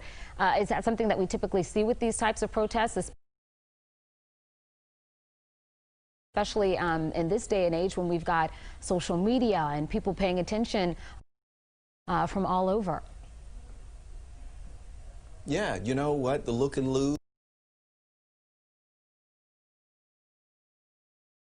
who are there, some people just want to be there to be curious, right? And maybe get all involved in social media and let all their followers know that they're here for the protest, while others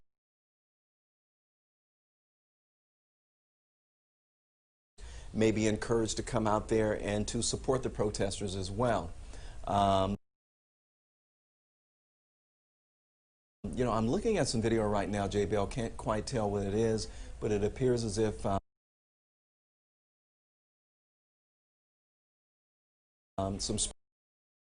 Just to pick up on a point that Kristen made, protests in New York, Washington, D.C., Georgia, Denver, Albuquerque, Columbus, Ohio, Houston, Phoenix, Las Vegas, San Jose, later on in Oakland. We are literally watching a nation in rage over what they've seen. Now, not everybody is out there protesting, but thousands of people around the country are doing just that. One other point that I wanted to make was that in addition to the third-degree murder, there was also a second-degree manslaughter charge brought against Derek Chauvin, the officer involved in the George Floyd death. And I saw this, and I would have to have an attorney verify it, but I believe that if convicted, that the potential would be 25 years incarceration. So that's not a light sentence. Now, I assume that they could also change the charges if the evidence warranted that, and change it. But clearly, the way that the prosecution has brought this case, and many feel that there's an undercharging going on here. So we'll have to see how that shakes out. It's obviously going to take some time for all of this to get resolved.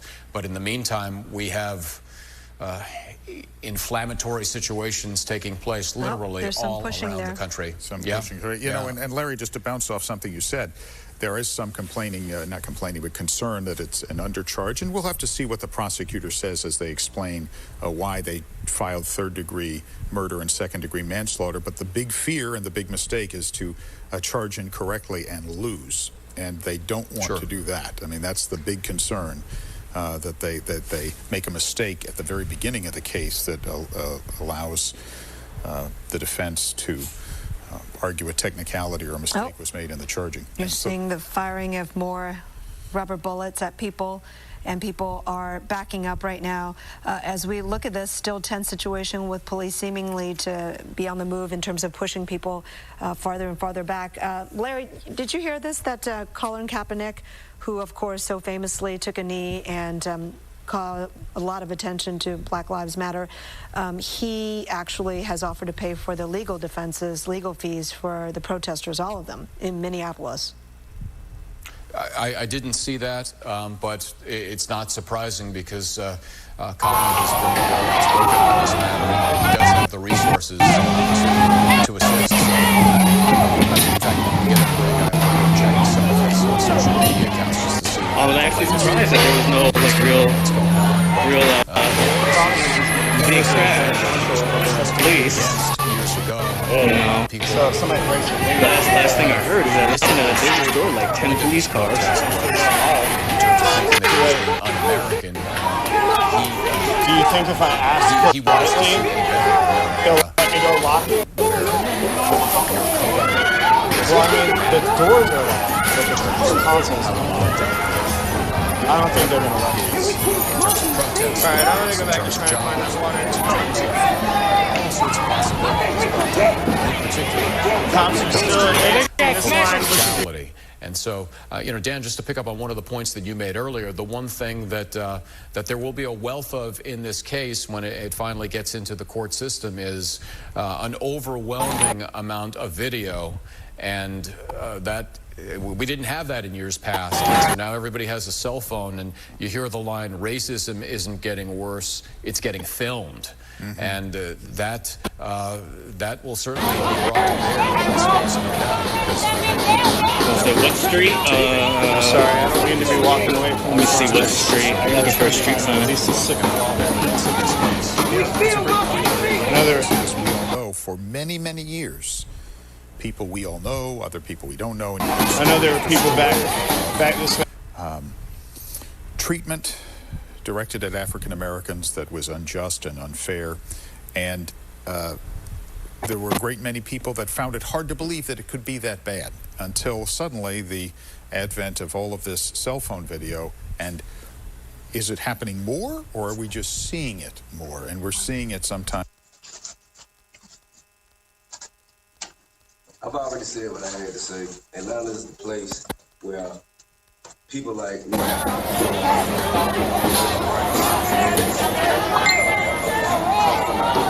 people who rise up out of the wreckage of the struggle that we all experience just by being born a certain color in this country.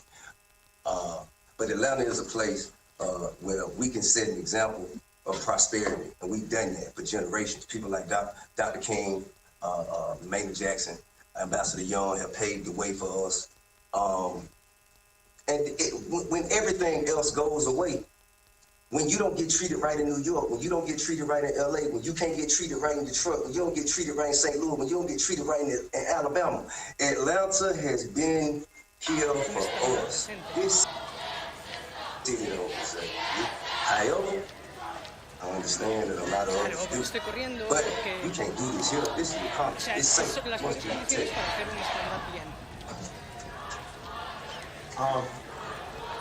I didn't want to come, and I don't want to be here. I'm the son of an Atlanta City police officer.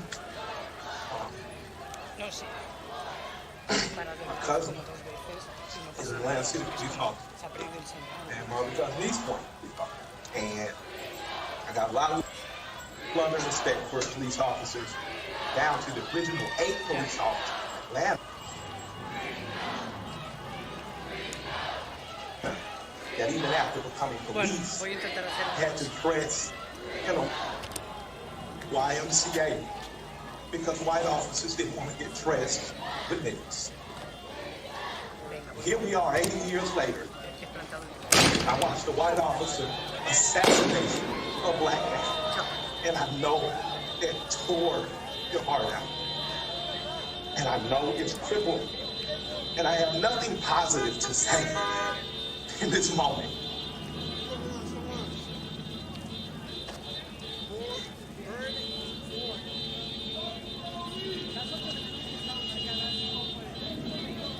I don't want to be here, but I'm responsible to be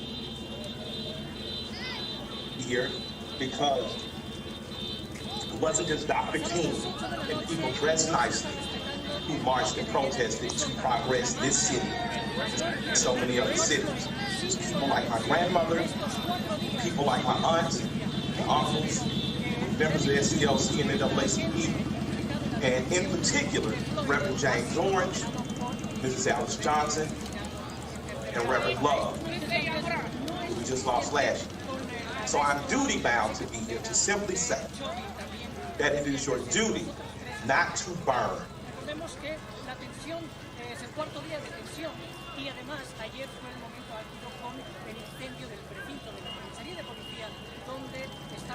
Your own house down for anger with an enemy.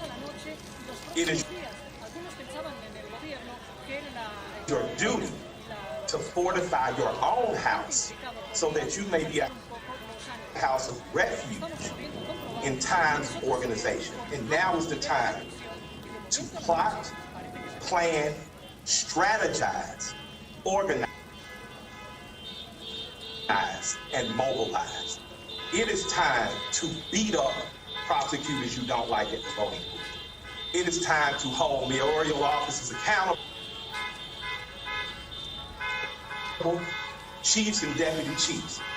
Atlanta is not perfect, but we're a lot better than we ever were, and we're a lot better than cities are. I'm mad as hell. I woke up wanting to see the world burn down yesterday. I'm tired of seeing black men die. He casually put his knee on a human being's neck for 9 minutes as he died like a zebra in the clutch of a lion's jaw. And we watch it like murder porn over and over again. So that's why children are burned to the ground. They don't know what else to do. And it is the responsibility of us to make this better. Right now, we don't want to see one officer charged. We want to see 4 officers prosecuted and sentenced. We don't want to see targets burned. We want to see the system that sets up for systemic racism burnt to the ground. And as I sit here in Georgia, on Stevens, Georgia, former vice president of the Confederacy, white man said that fundamental law stated that whites were naturally the superior race, and the Confederacy was built on a cornerstone. It's called the cornerstone speech. Look it up. The cornerstone speech that blacks would always be subordinate.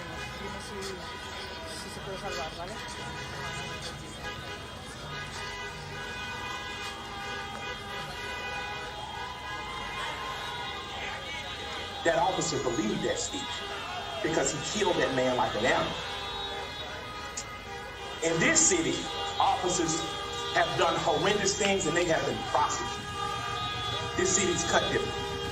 In this city, you can find over 50 restaurants owned by black women. I didn't say minority, and I didn't say women of color. So after you burn down your own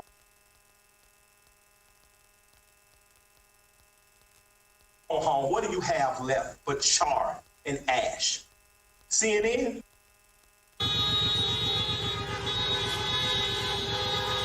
Ted did a great thing. I love CNN, I love Cartoon Network, but I'd like to say to CNN right now, karma's a mother. Stop feeding fear and anger every day. Stop making people feel so fearful.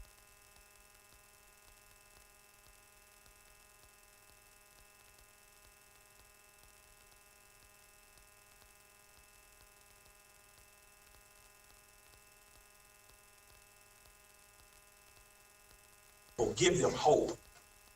I'm glad they only took down a sign and defaced a building and they're not killing human beings like that policeman did. I'm glad that they only destroyed some brick and mortar and they didn't rip a father from a son.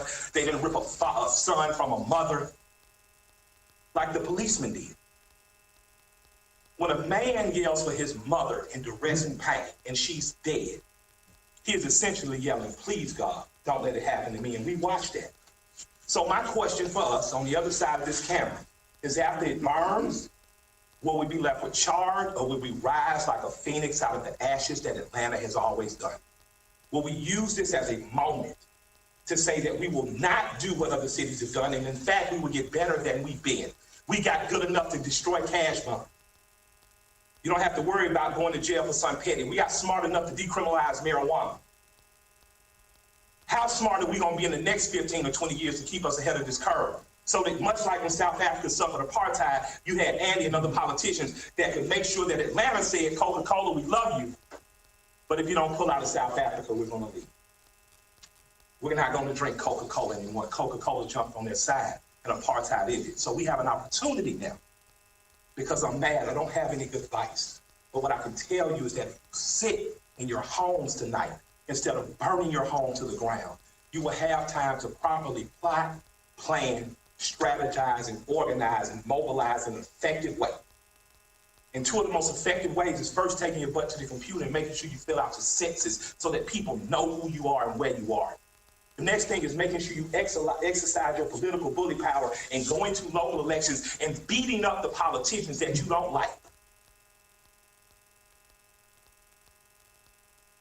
Diverse group of protesters who made their way down East Santa Clara Street. Then after 3, that group of more than 100 protesters entered the on-ramp onto southbound 101 at the Santa Clara Street exit. This is near Alum Rock Avenue. Now from Sky 7, we witnessed frustration between between several drivers, I should say, and a few protesters. That ended with a protester smashing the driver's rear window. Shortly after, another confrontation led to someone smashing their skateboard through the rear window of another car.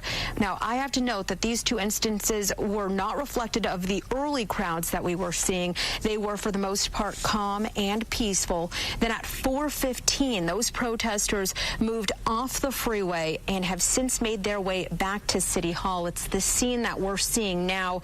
It was easy to notice that once they moved onto the streets, those protesters, that things began to become a little more tense. And we've heard from my colleague Dan Noyes as he's on the front line talking about what he's experiencing, talking about what he's seeing, and talking about that class.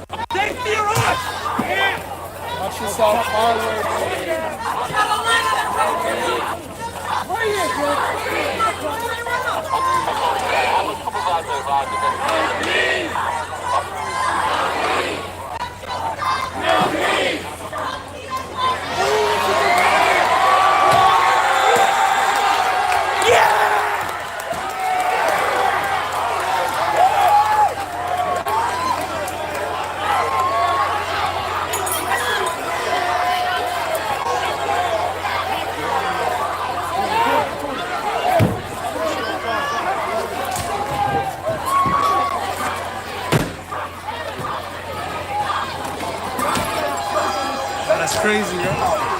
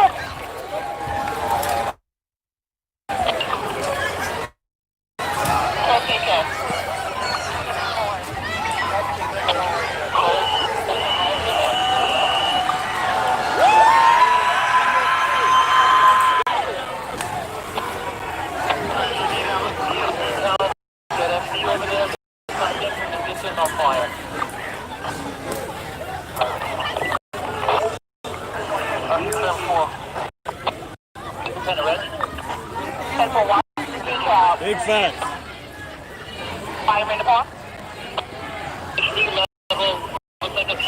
It is really hot here.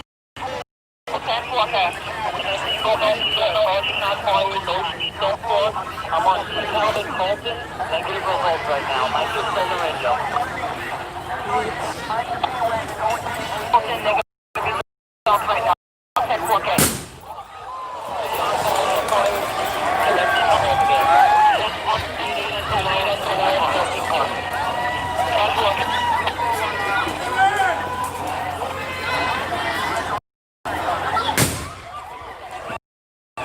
Stand back!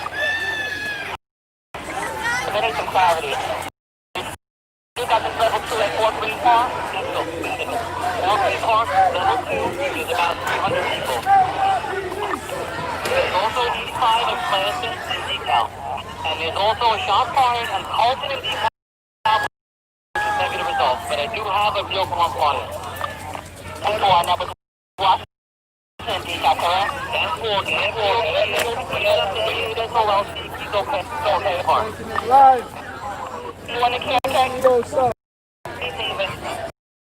There's a sign on the house and fortress.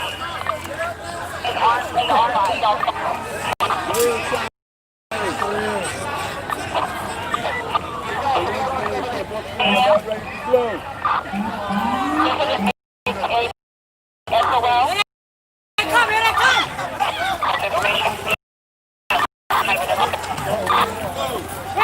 okay, are you on the air? Okay.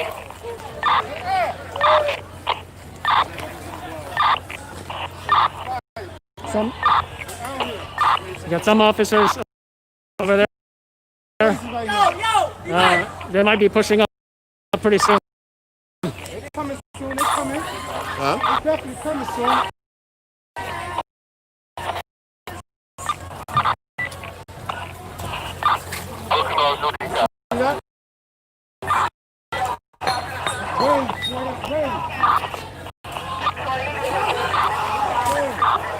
Anyone joining us right now? We're near Fort Greene Park, where a police van is set on fire. Hundreds of protesters here, and police, insufficient police currently now on the scene. I would say about under less than 10 cops after requesting backup at Fort Greene Park.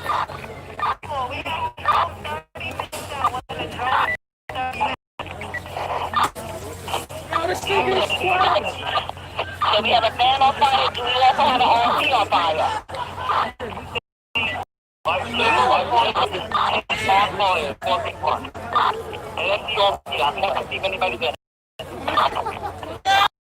Okay, FD is notified and then All right, we got firefighters now on the scene. on the air camp. 8-8 Sergeant.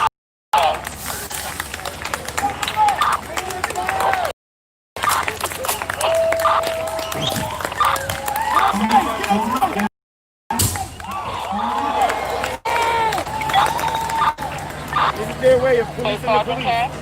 There's nothing wrong with that. Now it's 21:30 hours.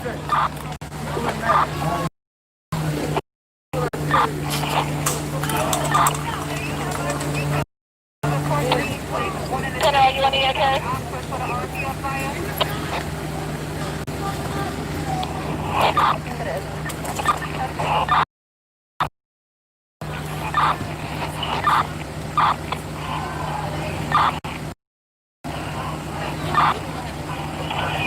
to the 8-8 Lieutenant K.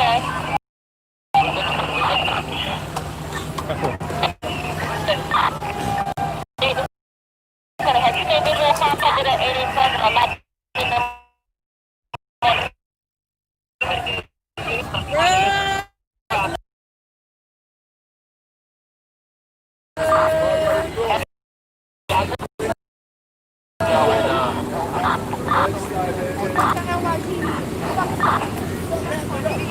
Portable coming over to decal. Decal is where?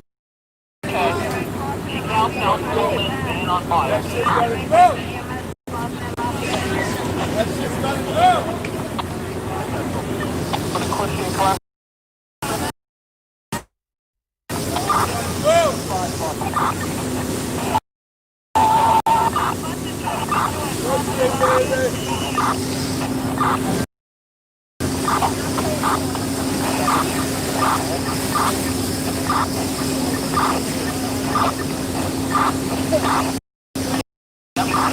Listen to the 8-8 Lieutenant K.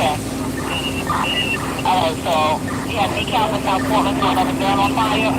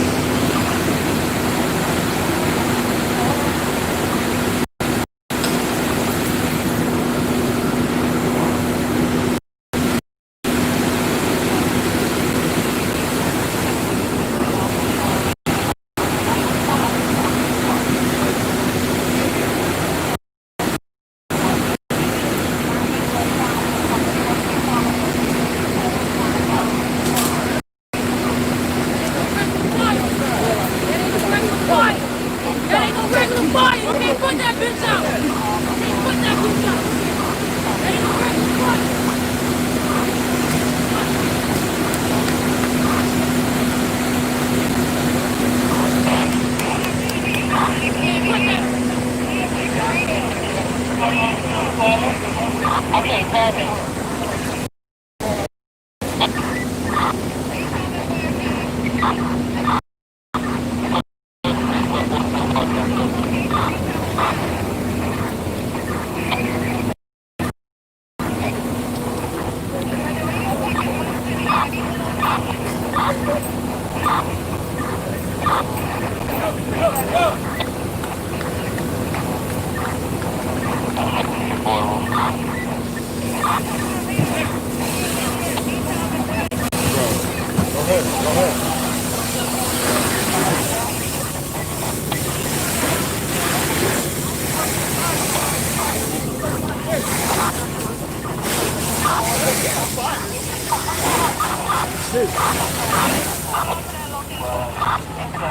Hey, Lieutenant.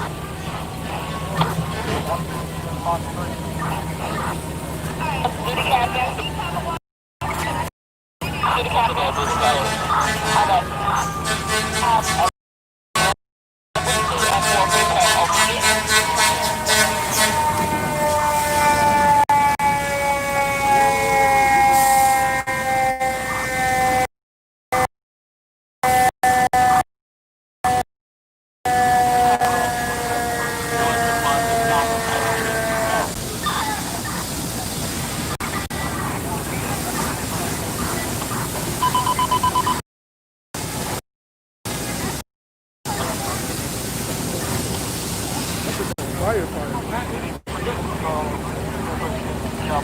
Fire's only getting bigger, folks. Do we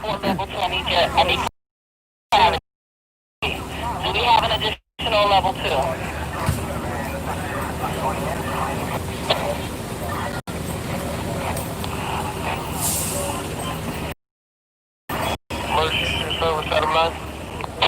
So the smoke is coming in my direction. I'm just.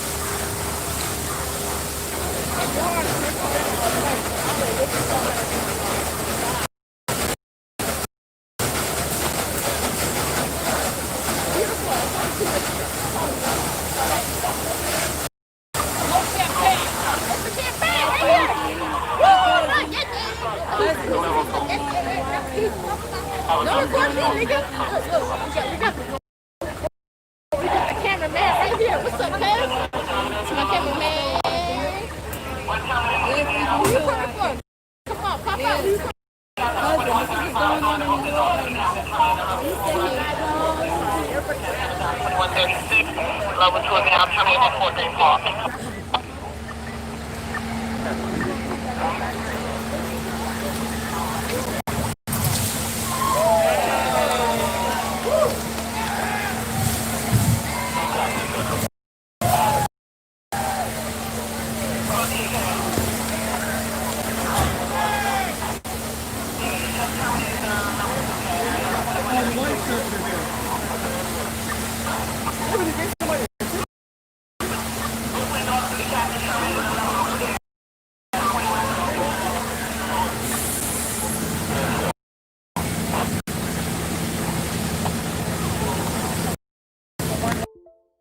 So you saw that van there spark probably from fireworks that did not go off.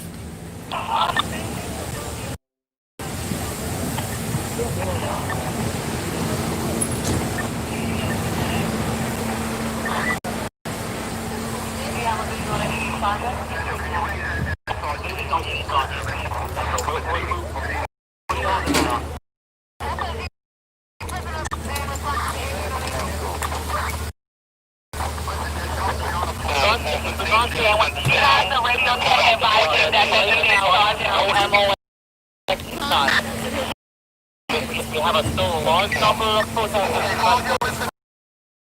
Come back, all you need to do is come back. Come back to Right, so there's only one LSPD vehicle on fire. Confirmed? 4, 1 van. Alright.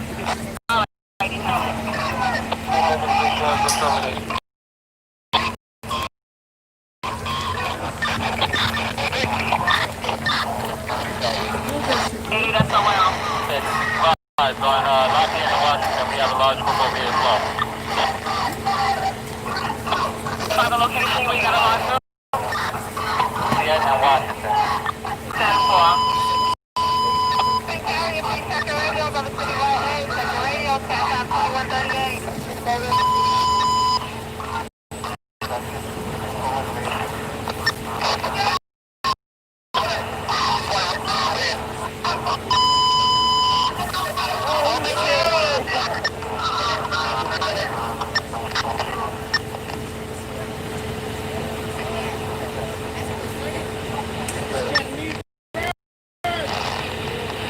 that Fendi.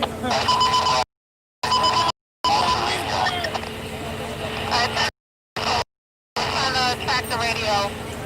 Mayday precinct close position with South Elliott in detail.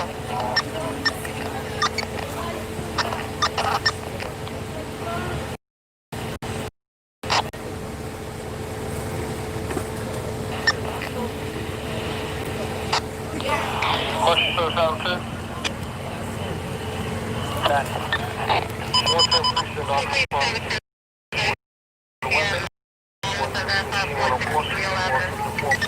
And the 110 precinct. So confirm violent EDP with a knife.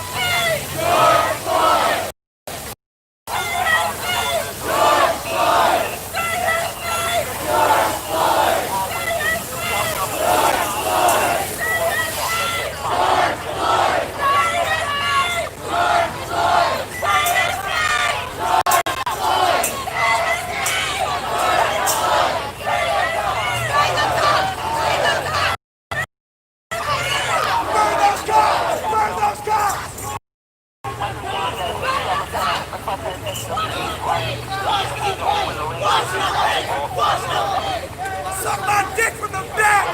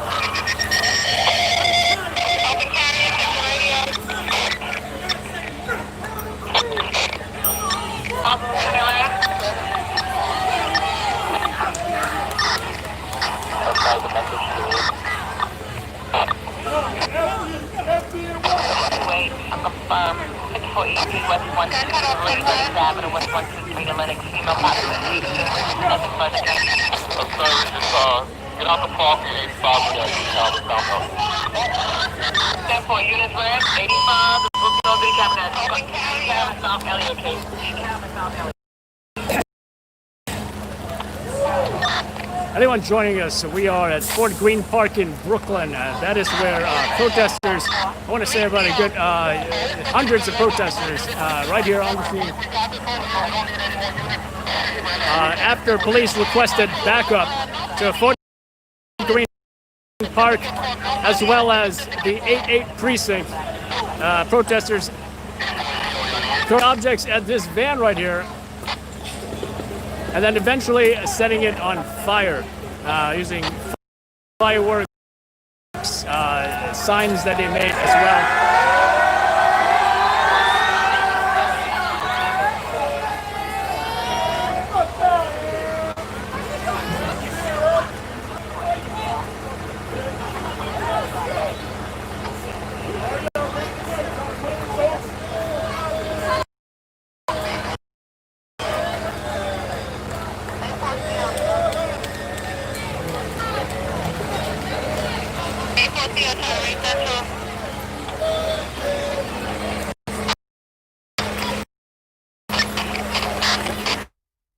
You do see about at least one police car here on the scene. I want to say under 20 cops here on the scene as well regarding the protests here that turned violent.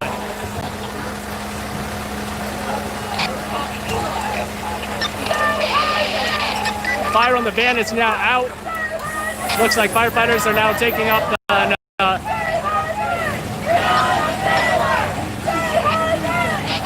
that police car now left the scene. Firefighters are left here. And interestingly enough, when firefighters showed up, people start to applaud the FDNY.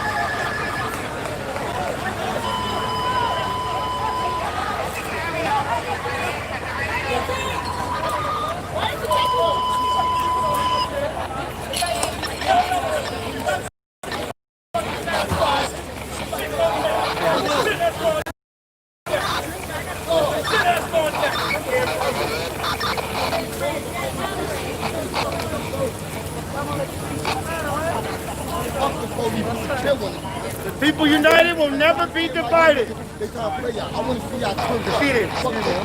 Fucking asshole. I got fucking family members who are officers. These guys are fucking assholes. They're fucking good officers. They're good officers. And he's making them look fucking bad.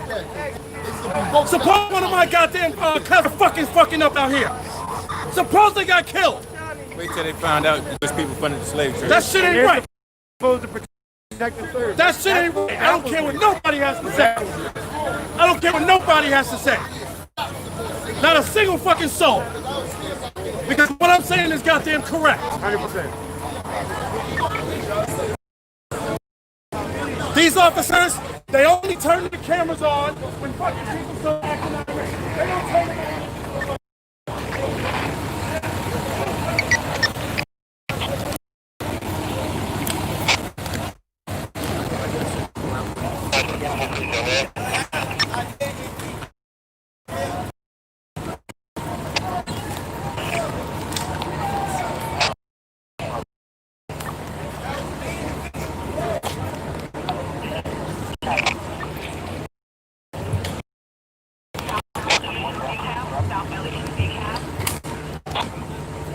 It looks like the bunch of cops over here. Looks like they may be getting ready to pull up pretty soon. You can see one cop with ash on his shirt, possibly from the explosion from that van fire.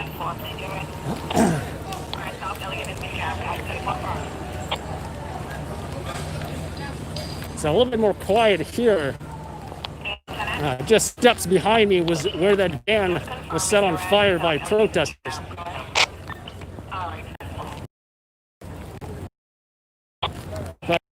But here you get about see about under 50 cops here, possibly getting ready to push up. Some of them not in riot gear, so EMS staging here on scene.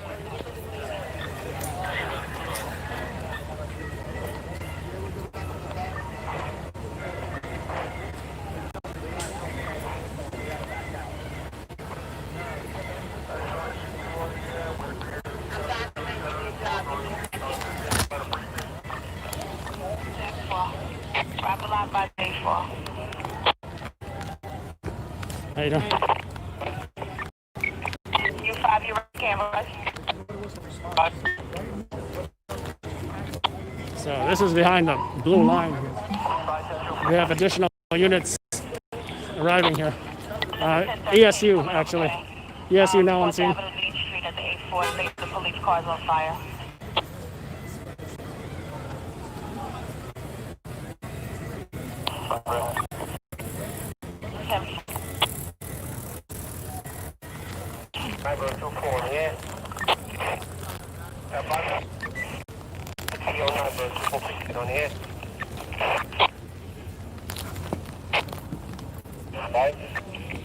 Hello?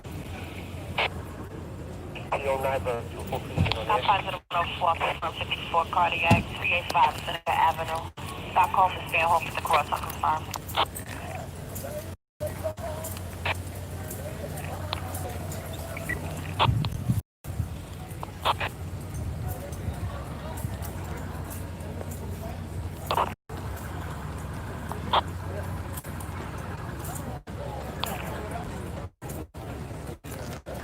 Stop positive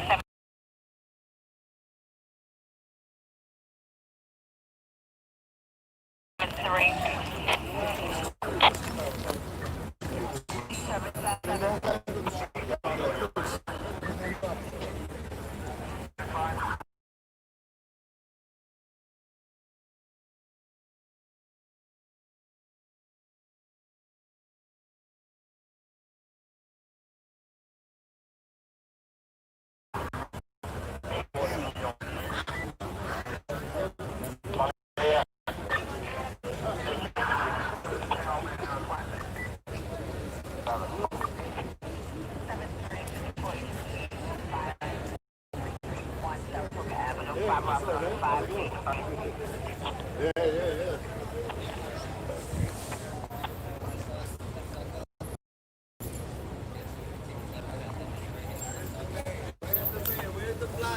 Where's the Blasio when you need him?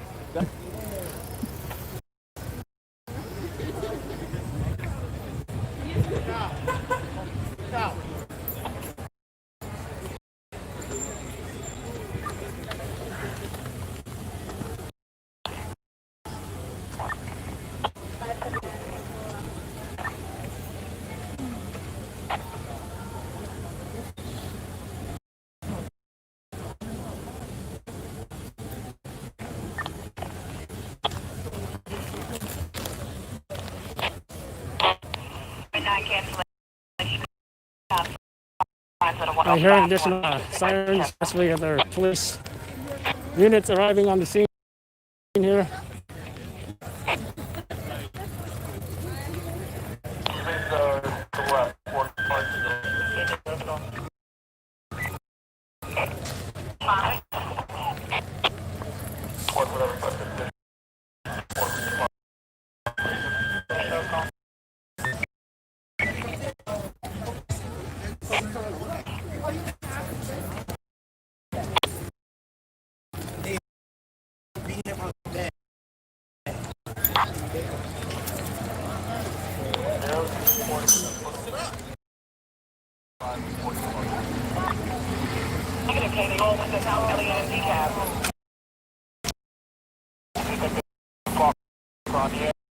Can I get my headache?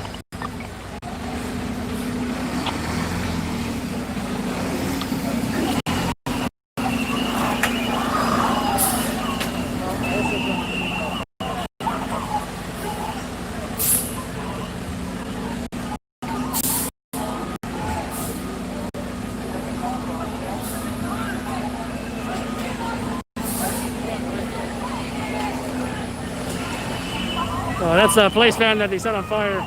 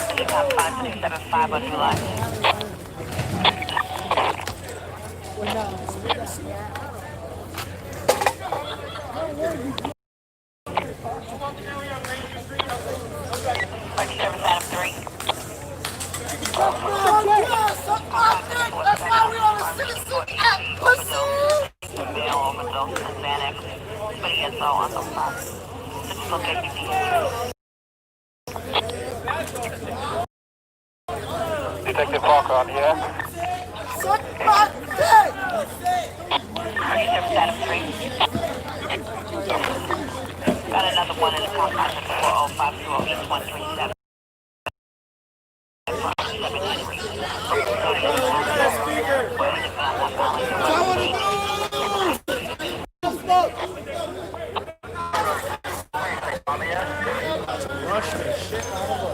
Hey, welcome to the party.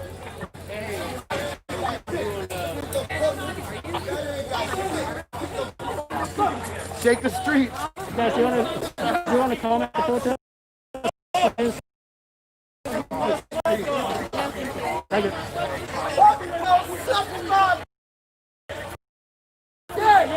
Welcome to the party. That's why I'm moving with it. Yeah. He's fucking right out here, bitch.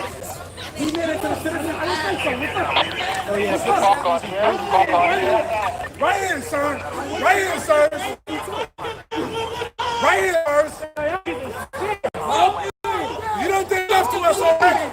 We saw the fucking video. You did enough to us already. What more you gonna do? What more you gonna do?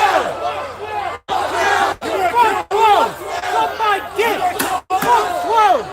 That's what you gonna do?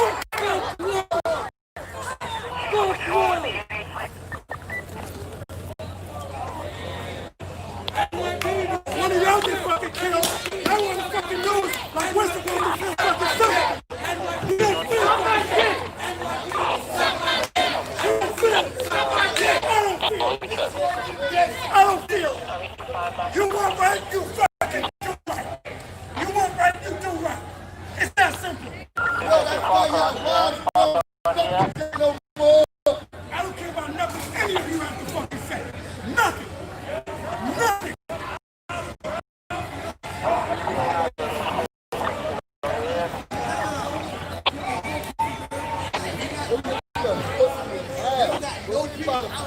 McKay, I do believe I did see one, to answer your question.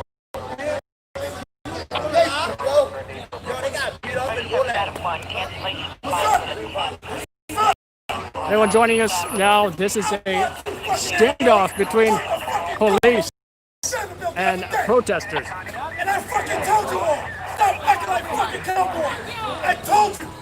I told that fucking 70s, stop acting like fucking cowboys.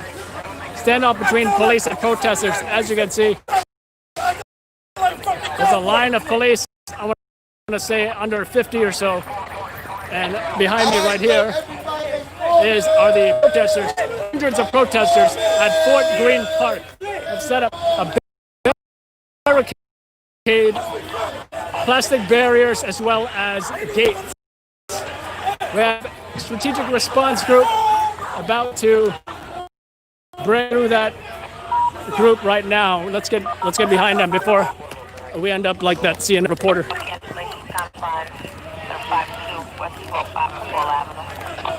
When you get a chance, can you just repeat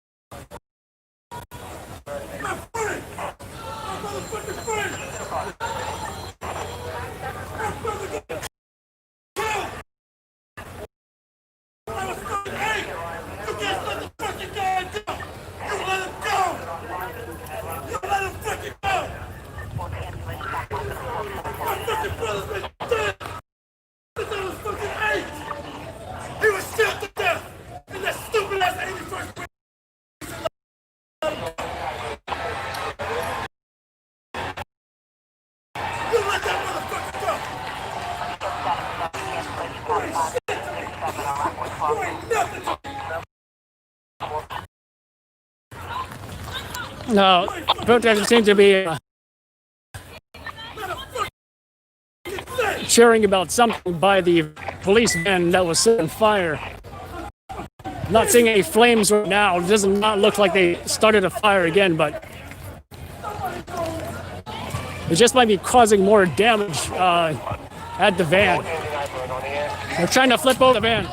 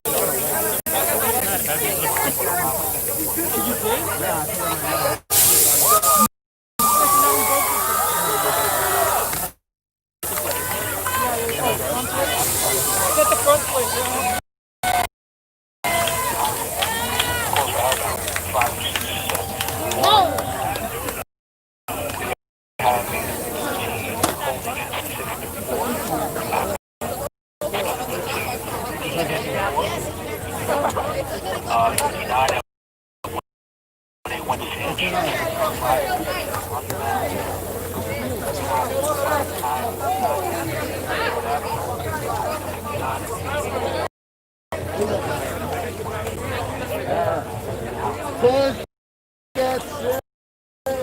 did you want to comment about the protest? Anything about it? I'm good. Thank you. Those are boys that get ready to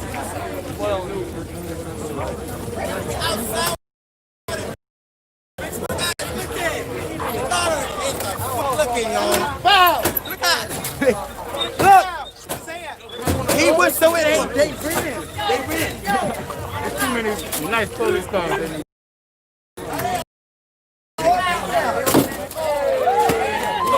Did nobody bring out one day? Oh, we out here. Yeah.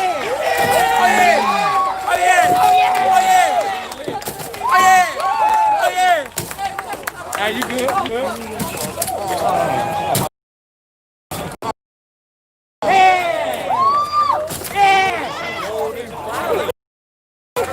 Yo, you see this, bro?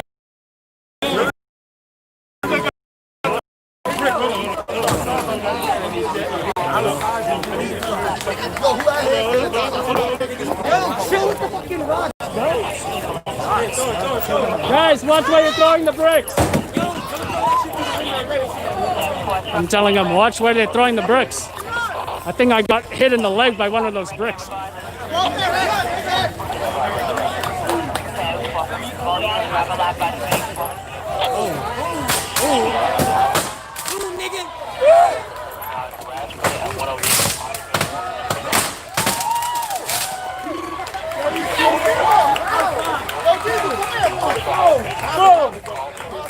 Gay, gay, gay.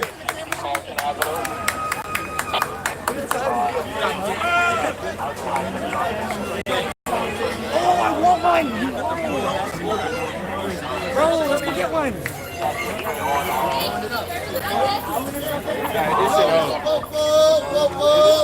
shit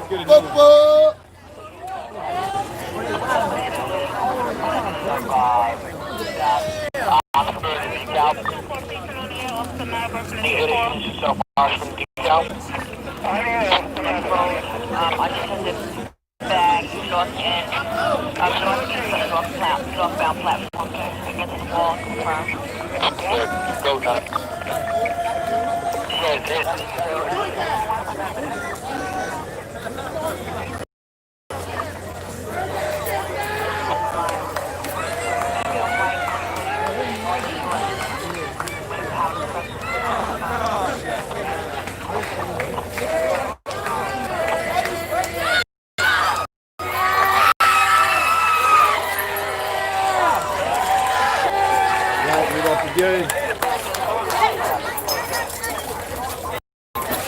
Alright, call these closed.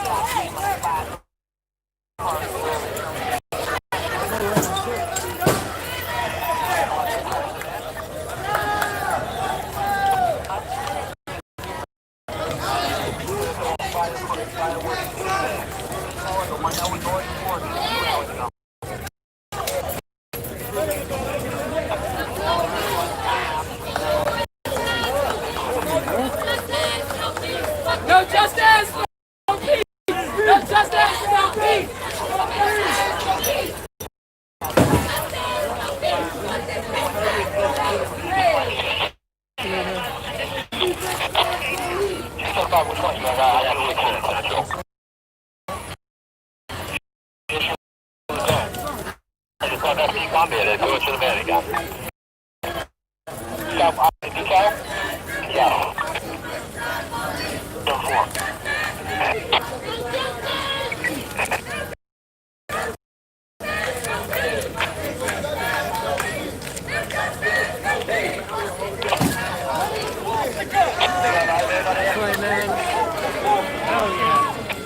Hell yeah.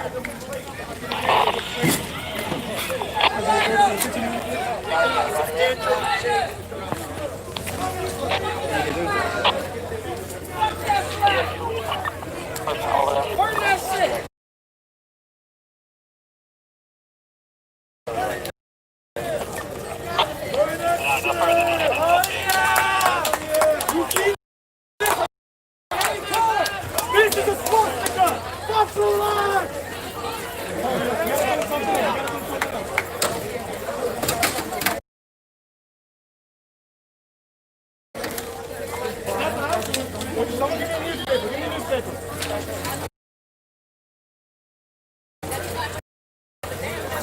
Oh, shit. I mean, newspaper.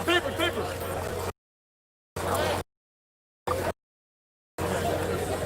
Somebody. Twice when it was on fire before. That shit's really gonna blow.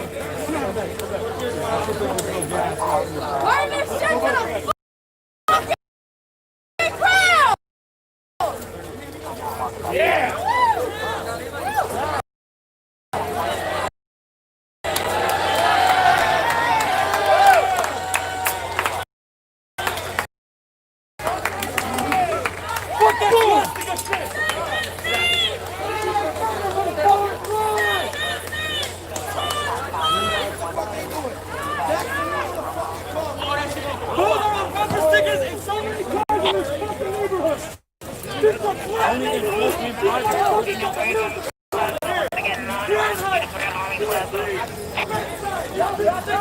Come to the floor.